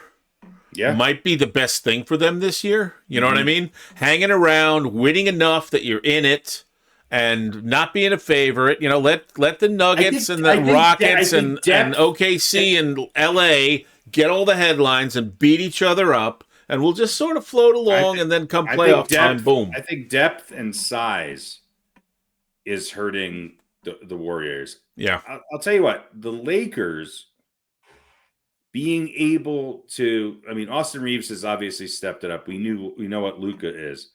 But Reeves is hurt too now, right? I don't know. Doesn't matter. I think so. Marcus Smart and DeAndre Ayton were 2 incredible pickups for that team. Yeah. Well, we've been talking about Marcus Smart for years. Great, like great. the unsung, and he's always catalyst for a lot of these he's teams. always on a winner. And you know, when you look at the Rockets, obviously the big story is Durant. The Rockets have maybe, this is a lot to say, but in Sengun, they might have the second best center in basketball right now. I know that's saying a lot, but the guy's averaging 23 points and like, I don't know, 10 rebounds and 8 assists. He's like a mini Joker. And they're deep, and they all score, and they all shoot well. They do. They got Jeff Green, you know, as coming off the bench. They're going to be a real challenge, I think, right, to both the Nuggets and to OKC if whoever they meet going in there. I still think the Nuggets are one player away.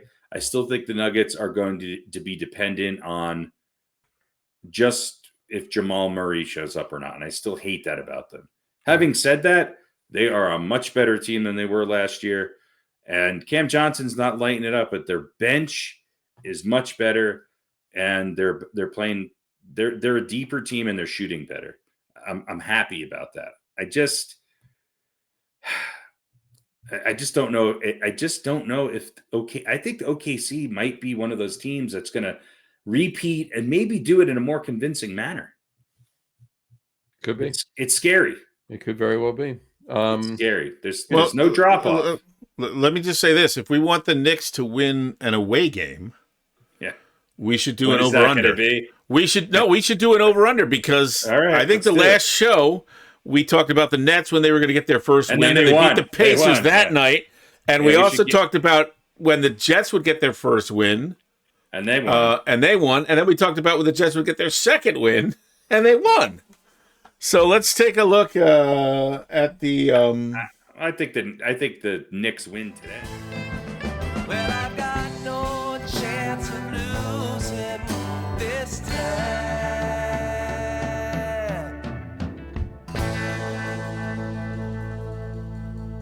All right. So, yeah, it's probably going to be today, right? If it's not today, it's Monday. Let's see. After today, they got Orlando on the 22nd and the Nets on the 24th. Is that Monday? Yeah. All right. So so we'll call it I guess 2.5. 22nd is Saturday. Right. No, we're talking about the 24th. The Nets is Monday against Brooklyn. Yeah, they'll win by Monday. So all right. So before Monday, so you're going under. John is going under. I think let's make it easy. Let's make it 2.5. So yeah, that's what it's 2.5. So do they win before Monday or do they win on Monday? Yeah. But they're winning by Monday. We know this. Well, okay. Yeah, I agree. I think they're winning. Right. But are they beating the Nets or are they beating Dallas? Or are they beating the Magic? Right. Well, Brooklyn would be 2 games from tonight. Right? So we'll call it games. Because you're including 3 games. Including tonight, it's 3 games. Yeah, it's the 3rd game. So including but we're already where are we in tonight's game? They haven't started yet. They haven't started. Oh, okay, that's right. They're in Dallas. Okay, so let's call it 3.5. Well, then that still gives you either Dallas, Orlando, or the Nets. 2.5. Yeah, no, that's what. So 2.5. Oh, they're definitely going to win. If it's 3.5, it's definitely under. Yeah, of course it's under. All right, I'll tell you what. Make it interesting though, and make it 2.5. Tell you what, they have. Oh, so before the Brooklyn game, are they going to win? Are they going to beat either Dallas or Orlando, or are they just waiting until Monday? But my point is, Dallas or Orlando marginally are better than Brooklyn, at least record-wise. So, but then again, they have 4 away games, including tonight. So maybe we should just go till the Knicks win tonight. All right, so I'm gonna say Brooklyn is the game.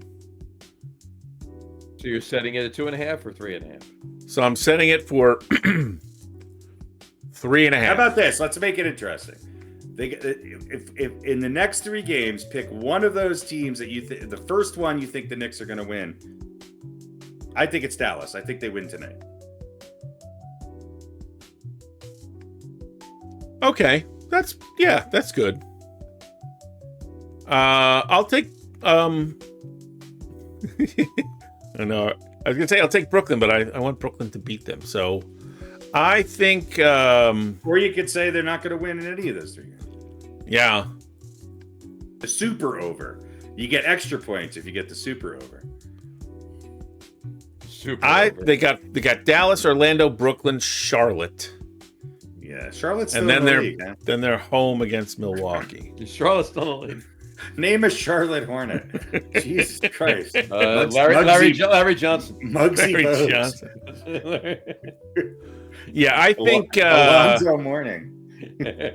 Well, I'm gonna say I think they're gonna win before the Brooklyn game. So they'll beat Dallas or Orlando. I'll take Orlando just because you took Dallas. All right. So Pete's got the under, but Orlando.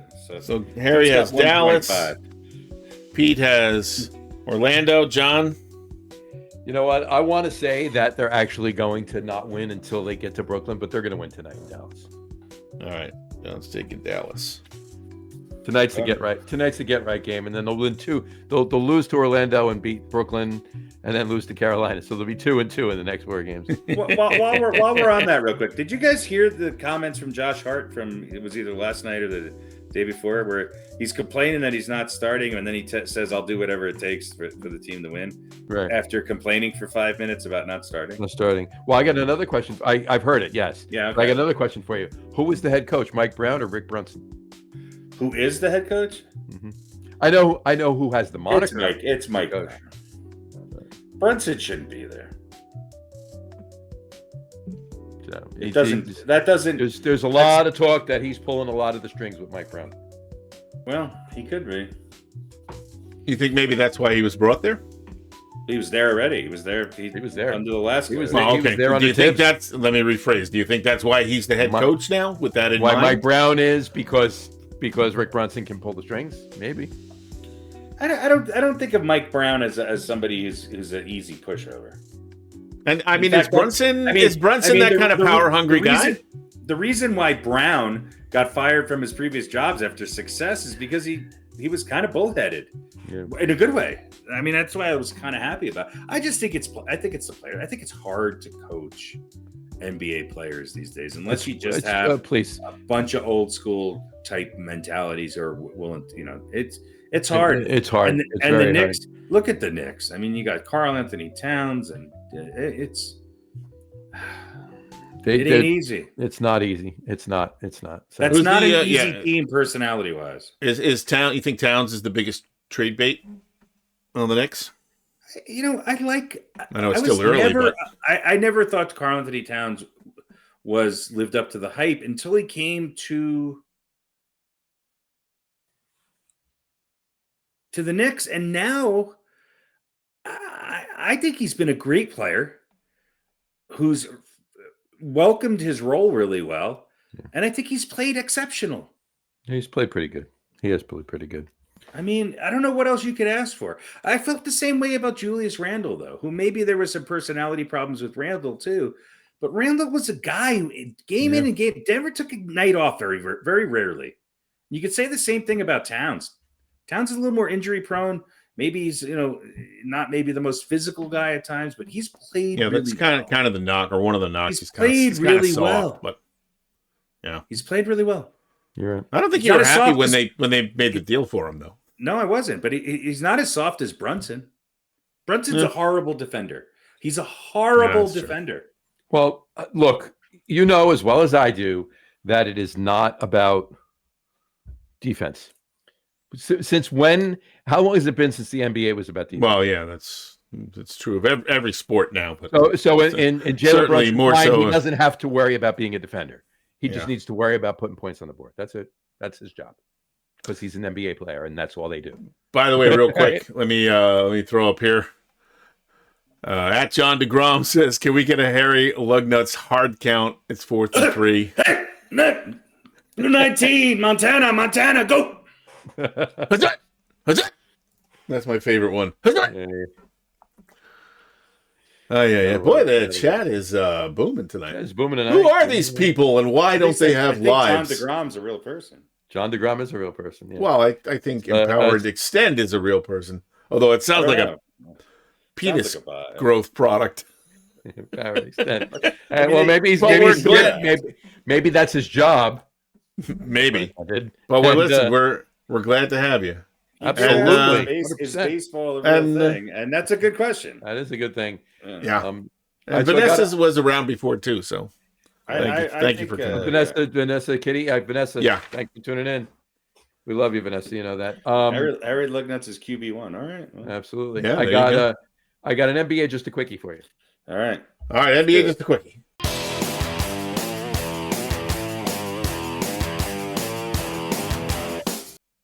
All right.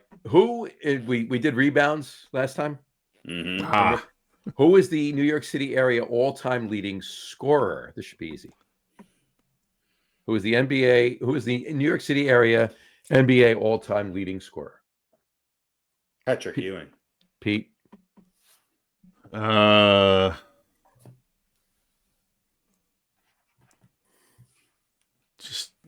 Just to be different. Shit, I can't think of his name. Curly Neal. No. Meadowlark Lemon. No, he was a Nick. Who am I thinking of? Bernard King? Bernard King, yeah. I'll say Bernard King just to be different. It is you were close, but not really. No, it is Patrick Ewing. Yeah. It is Patrick Ewing. Is there like a record that Patrick Ewing doesn't hold for the New York area? No, because the rebound record was Patrick Ewing too. So. Yeah, that's what I mean. Yes, Patrick Ewing. Patrick Ewing has 23,655 points scored. But here's a twist. All right. When I say who is the New York City area all-time leading scorer, clearly it's Patrick Ewing. However, if you want to say born in area, like originally from New York City, who is the all-time leading scorer? From New York City? Is it Dr. J? No. Earl the Pearl? No. Drazen Petrovic? Oh, no. It's easy. He's number 2 all time in the NBA in scoring. It's Kareem Abdul-Jabbar. Kareem Abdul-Jabbar, yes, was born in New York City. How did I just get balloons? Did you get balloons? I want to know that too, actually. Did that happen last time too? I think you went like that. I think you commanded balloons. Salma Hayek. What the hell? I don't know what that was. That was great. I wish I could take credit for that. I can't. No, that's going to have to be in a reel. You got to do that. Almost good timing. That's good. Yeah. No, it's definitely Lou Alcindor. Yes, it is. He scored over 38,000 points in the NBA. So I'll tell you what. I know there's more than Rick Brunson. There is one record that Patrick Ewing does not hold for New York area basketball players. What's that? Championships. No. Fair enough. Well, Kareem Abdul-Jabbar would hold that too. Kareem Abdul-Jabbar. He's tied with Kareem Abdul-Jabbar. He's tied with Kareem Abdul-Jabbar. A whole list of other guys. There you go. Kareem, obviously. There you go. Cool. All right. There's the other NBA, just a quickie. Unless Bill Russell was born in New York. Was Bill Russell born in New York? He may have been, but he definitely doesn't have. Not the points, but championships. It could be championships. Yeah, Bill Russell. Let's find out. Where was Bill Russell born? Balloons. Work on that while it's got to be a chat thing. Did somebody? I don't know. Send you balloons? I hope so. Somebody sent you balloons. Somebody explain the balloons. I'm gonna go into I'm gonna go into the OBS Facebook page and go, hey, how come we got balloons? Bill Russell was born in Monroe, Louisiana. There you go. Yeah, I knew that. All right. All right. What's next? Are we almost are we wrapping this up? We're wrapping up. We got hot takes, but I got one thing before we do. We'll do hot takes after hockey, but I got one sports trivia question of the week. It's just an interesting sports fact. There's no trivia here or anything else. I just All wanted right. to bring this up. I heard it So today. let's- how you have different names for things that they're almost all the same. Interesting sports fact. Of the week. It's called Interesting Sports Fact of the Week. All right. I heard it today, and I have to say it. It has to be said today. It's timely. It has to be all right. said. Go. Anything we want to say about hockey? Interesting. Let him have this interesting sports fact. Islanders are in the wild card race right now. Did he not hear you? Can you hear me? Interesting sports fact. Go, John. Can you hear me? Yeah, I can hear you. You can hear me. Oh, you want to do this before hockey, or it's hockey related? No, it's not hockey related. It's actually football related. That's why I want to get. So this is not question of the day. This is not question of the day. This is not hot takes. It's not hot. It's just interesting sports fact of the week. I just want to. I gotta make a theme for interesting sports week. Could have been done already. John's got more stuff than I do. Talk over him and do it. I want want to go. There you go. All right. The New York Giants could be out of playoff contention this weekend. Okay.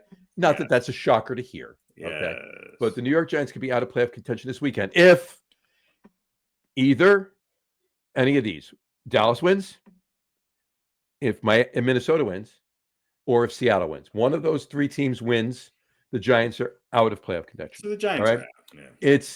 It is the earliest that it'll be the first team. They'll be the first team this year to be eliminated from playoff contention. If that happens, it will be the earliest that the Giants were knocked out of playoff contention since 1976. And we all know how good they were in the 70s. That was a bicentennial year. Yeah. However, it marks the earliest any NFL team was knocked out of the playoff contention since the 2020 Jets under Adam Gase. Wow, how about that? But there's other teams that are officially out now too, right? No, this will be the Giants. If either Dallas or Minnesota or Seattle wins this week, the Giants will be the first team mathematically eliminated from playoff contention. Like the Saints and the Cardinals are still mathematically in it. Yeah, I guess the Raiders because of their division. The 1-9 Tennessee Titans because of their division. Still, they're five games back. Interesting fact. There's no facts are facts. Jack. Facts are facts. All right. All right. Hockey. Hockey. On the foil. I got a hockey song too, if you ever need it. Yeah. Listen, the Islanders are number one wildcard team in the Eastern Conference. They went 5-1 on their road trip. Guess who they lost to? The Devils. Colorado Avalanche. I thought you were going to say they lost to the Colorado Rockies. Well, the Colorado. Well, the Rockies Avalanche. New Jersey. Avalanche are in first place. So there we go. There you go. The Avalanche have the best record in hockey, and I'll tell you what, they're really good. Avalanche are good this year. They definitely are. Well, listen, I got our Nathan McKinnon is pretty good. I got our picks that we made a couple weeks ago. All right, we'll go over like those 6 games into the season. No, end of the season we'll go over them and see if we were right. But I mean, look, hockey's just kicking along. It's icy, it's cold, it's a lot of white people. There, it's hockey. Icy, it's cold, it's a lot of white people. Right. Yeah. And we got the Mammoth this year too. Yeah. And they're add a little diversity. They're hanging around. The Mammoth. To break up the NHL crowd, we added a city in Utah, a team in Utah. Exactly. Exactly. Yikes. All right. So what I was going to say, I'm going to say. Sorry. Hope you enjoyed the hockey segment, folks. We'll end on that note. Yeah, more on it's hockey. Icy, it's cold, it's white. It's cold, it's white. And there's a team called the Mammoth. And it's not plural. The Mammoth. It's the Utah Mammoth, not Mammoth. No, it's the Avalanche, the Mammoth. I got to make the Kraken. It's icy, it's cold, it's white. Hockey. They got a team that's a mammoth. Next. Lightning. Well, can we go on to the next? Don't let Rain Man go into every team, please.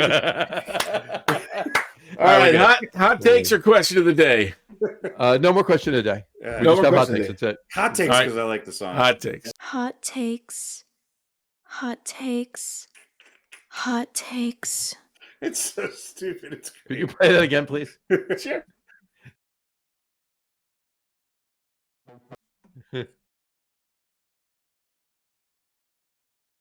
Hot takes. Hot takes.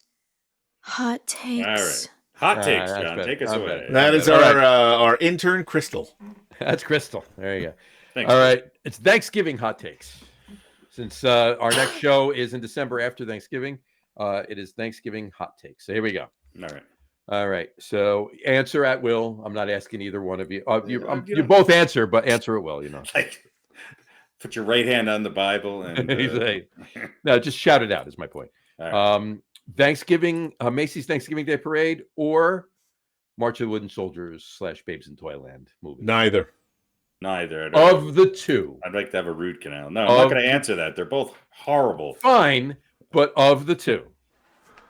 I have to go to it or watch it? No, just watch it. On the TV, you can be doing other things.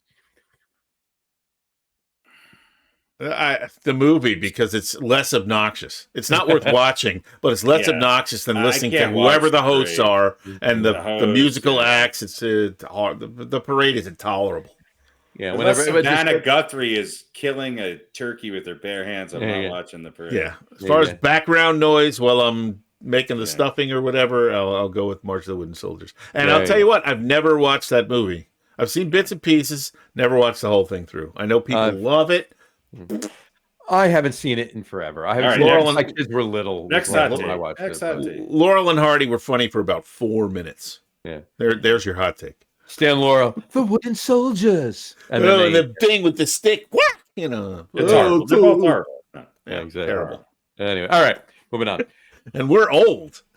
Yeah, exactly. We should like them because of nostalgia, but we don't. No, but we don't. Only people that like that are dead. The only line our grandparents struggled with that shit. The only Laurel and Hardy line I ever really liked, and it's because it's stupid, right? It was Laurel got into an accident, and Hardy comes up and says, "Have an accident?" And Stan Laurel goes, "No, thanks, just had one." So, there you go. All right. Anyway, I'm moving on. I'll use that on the next time I have an accident with the cop. I get a laugh out of the cop. All right, football on while eating or off? On. Okay. Difference of opinion. There you go. Well, we got 3 games, so you can't get away from it. Right. Yeah, football's always on. I mean, I'll say this: if it's a game I don't care about, you can turn it off. That's fine. I just have it on. I might mute it. Just put it on. It's allowed to lower the volume or whatever. But the TV's always on with football. No, you can turn the sound off, but put the game on. There you go. All right. A walk after a meal or right back to football? What do you think? Right back to football. It's cold and dark. It's cold and dark.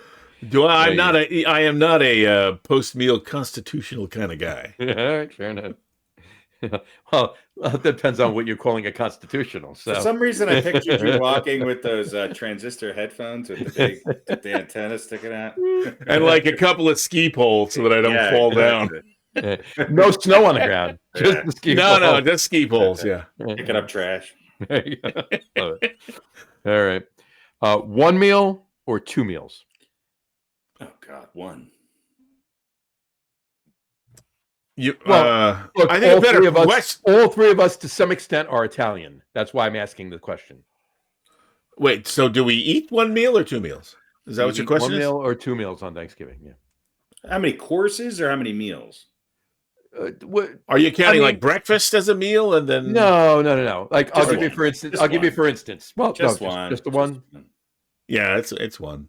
Okay, because I make lasagna, and we have that first, and then several hours later we have the turkey.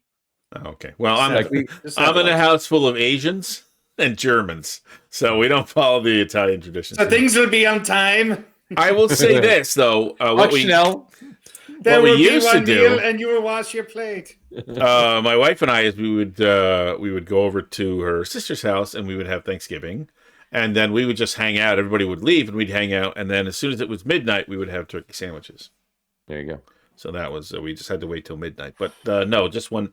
That we have like 2 6-foot, those folding tables, right? Like 2 of those, absolutely covered with food. There's food. 25 or 30 people there. There's 2 or 3 versions of everything.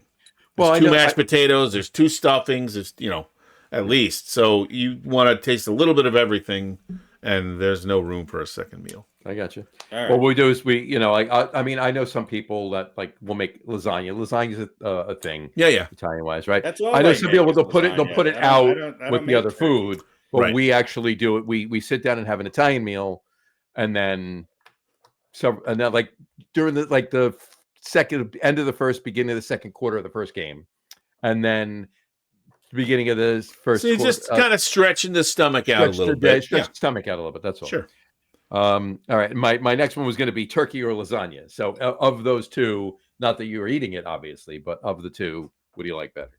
Lasagna. It's not even Turkey's a little overrated. Turkey's a little overrated. Yeah, Harry, what do you put? Do you make my sister, when she was vegetarian, she used to take the noodles and she'd put tofu and stuff inside them and roll them up into a little kind of haystack thing and then bake them that way. And so I've cooked, they have some of these vegan or vegetarian roasts, loaves, things. I've done that. I've done all the other side dishes. Nowadays, I just cook lasagna. I might make a green bean casserole as well. Fair enough. But I'm not trying to replicate turkey. And if I go someplace and they don't have, that's all they have, I don't care. It's fine. I don't know. Right. No, what I'm saying is, what do you put in your lasagna? Oh, what do I put in my lasagna? Typically veggie. Sometimes I'll put some vegan sausage in there though. Nice. Cool. All right. Next one. Based on the vegan conversation we just had, I'll expound upon prime rib or lamb. You don't eat meat? That's okay. I'll make you lamb. I'll expound upon what I was going to say. I won't pigeonhole it as I was going to do, but we'll just do it. Yeah. Well, I'll expand upon it. So, are many appetizers put out before any meals, or just right to the eating? Right to the eating. Everything together. Always appetizers at the Eng Arendt conglomeration. Oh, you're not side dishes. You're talking shrimp cocktail, chips and dips, crudité, stuff like that. Yeah. My was Italian meat platter and cheese platter and stuff like that. That was I was going to say. Sure. Yeah, there's always something. Yeah. All right. All right. So just during the meal, salad on Thanksgiving or no salad on Thanksgiving? I like a salad. I miss it. Most people don't do it though. No. Salad is actually, believe it or not, one of my favorite foods. But I don't think we really... I don't remember it.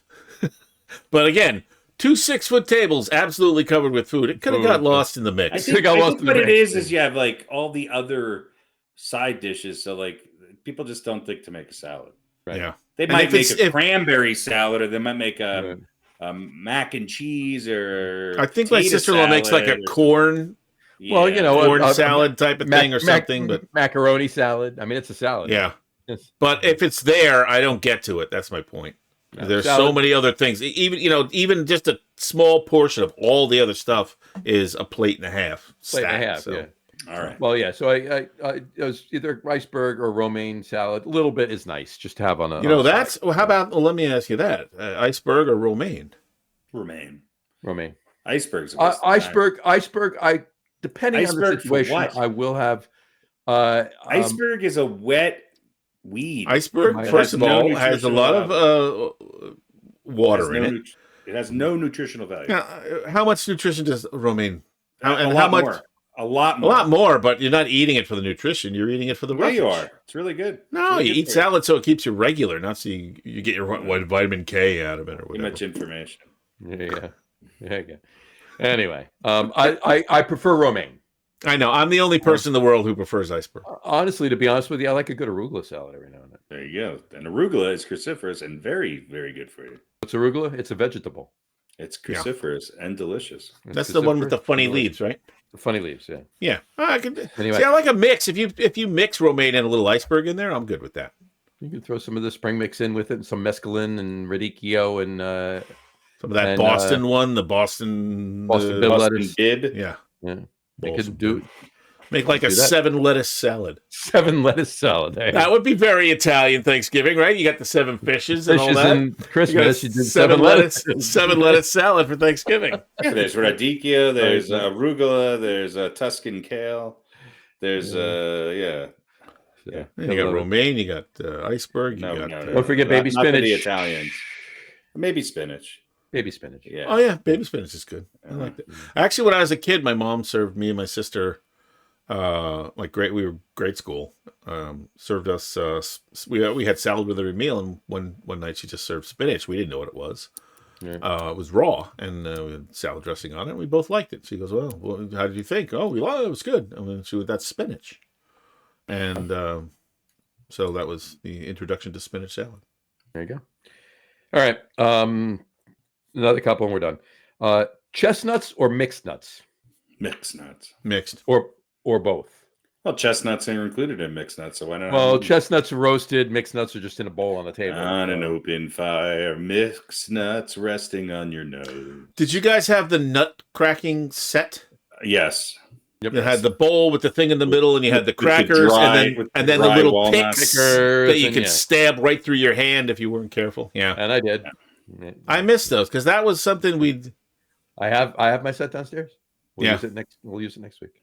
Yeah, we'd like sit around the table and we'd crack some nuts, and when there was nothing else to do, like the turkey was still cooking, we didn't have to do anything else. Have a couple sit nuts? aron and crack nuts and some walnuts and. I was just to pretend I was a dentist because of the little pick, the pick on the hook. They're like, "Oh, looks like this molar's got to come out, Mr. Walnut." Gotta love it. I don't know if you guys have noticed, but we have no people making comments anymore because we've gone on to walnut phase. Well, 2 other quickies. Beer. Please, after that hockey report, I think people are sick of sports. Beer or wine? On Thanksgiving? On Thanksgiving. Wine. Or bourbon? No bourbon. No bourbon? Wine. Okay, fair enough. Bourbon. Beaujolais Nouveau? No. I don't know what that means. What language are you speaking? It's a wine that comes out before Thanksgiving and is... Not one of my favorites. Beaujolais Nouveau. Beaujolais. Riuniti on ice. That's nice. I don't know. What's the one that comes in a box? Fresh, a lot now. Almost Franzia or... No, there's so many now. I throw it in the freezer for about 30, 40 minutes. Then I stick a big straw in it like a juice box. And I'm like, get out of here. This is mine. That and a head of iceberg lettuce, and I'm good to go. And I'll watch the Lions game even when they were bad. Hold the head. I just when's the turkey? Come on, the Cowboys are on. All right. Last one. Thanksgiving or Christmas? For the meal? No, just in general. The holiday. Holiday itself. Ugh. They both, they're both celebrating, things that, things that white people do. The happiest. I like Christmas a little better.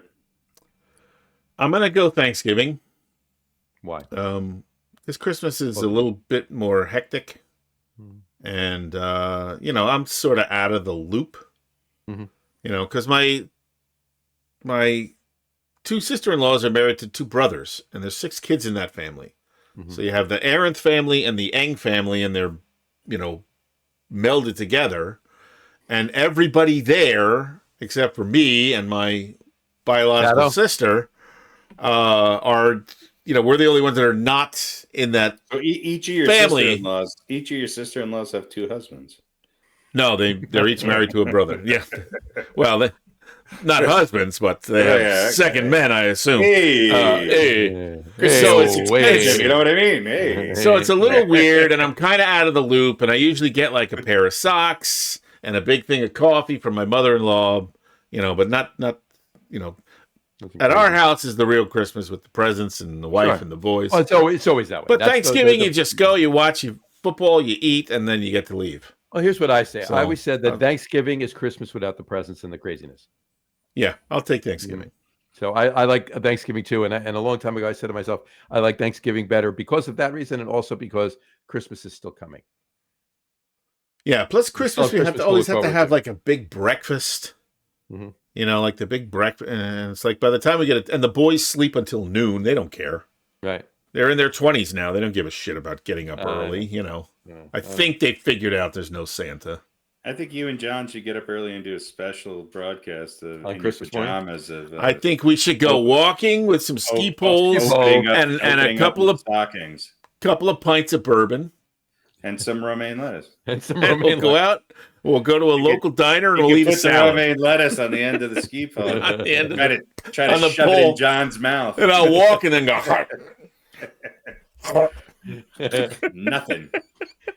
Yeah. Nothing. We'll call it like a very fucked up Christmas.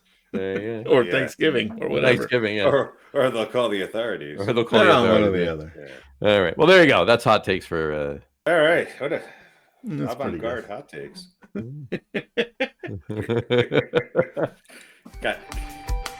Why did you keep playing? All right, folks. Thanks for tuning in, and we'll see you next time. See you later. This is what happens when I try and do something new with the software. That's the third time that happened. At least it's a good song. I got to rearrange something. I don't know. Whatever. Can we wrap it up? Anyway, I think that's all we have, right? I think we're good. All right. So thanks to everybody. Thanks to John DeGrom and Empowered Extend and Vanessa Kitty. And Restream.io. I don't know who that is, but thanks for chiming in. We appreciate it. And enjoy your Thanksgiving. Yes, happy Thanksgiving, everybody. Yeah, happy Thanksgiving, everybody. And we'll be back in December, whatever. Early in December, right? December 3rd. There we go. Let's go Browns. There you go. Yeah, let's go anyone but the coin. There you go. Exactly. There's not going to be a lot of movement. At this point, I'm rooting for the coin. There's not going to be a lot of movement. The only movement's going to be on Harry's part. Harry's got, yeah. I don't know if you guys have caught some of the posts, but our announcer, Harry Hansen, ends every one with, there's Harry Hansen saying, go coin. Yeah. So he's all in. I think he's got a bet down. I believe you're right. By the way, anyway, the rumors are true. Harry Hansen's my dad. Well, there you go. That's true. Well, he's rooting against you. Well, yeah. All right. Yeah. All right. That's it. 2 hours. We'll see Happy Thanksgiving. Bye, everybody. Thank you all for watching. For those of you listening to the audio podcast, a passel of thanks for listening. You're all really swell. Like and follow us on all our social media. Check us out on Instagram, Facebook, and TikTok. Just search for the Get On With It podcast. All of our shows are available on YouTube at the Lager Room channel. Just click the live tab to reach the show archive. The video podcast is live on YouTube, Twitch, and Facebook every other Wednesday, starting sometime between 7 and 8 p.m. Eastern Time. You can find the audio podcasts on our host, Spreaker, as well as your favorite audio platform. If you haven't already, quit your dilly-dallying and subscribe so you will never miss a show. Thanks again for joining us. Have a great rest of your week and watch lots of sports. For the boys, this is Harry Hansen saying see you in a fortnight.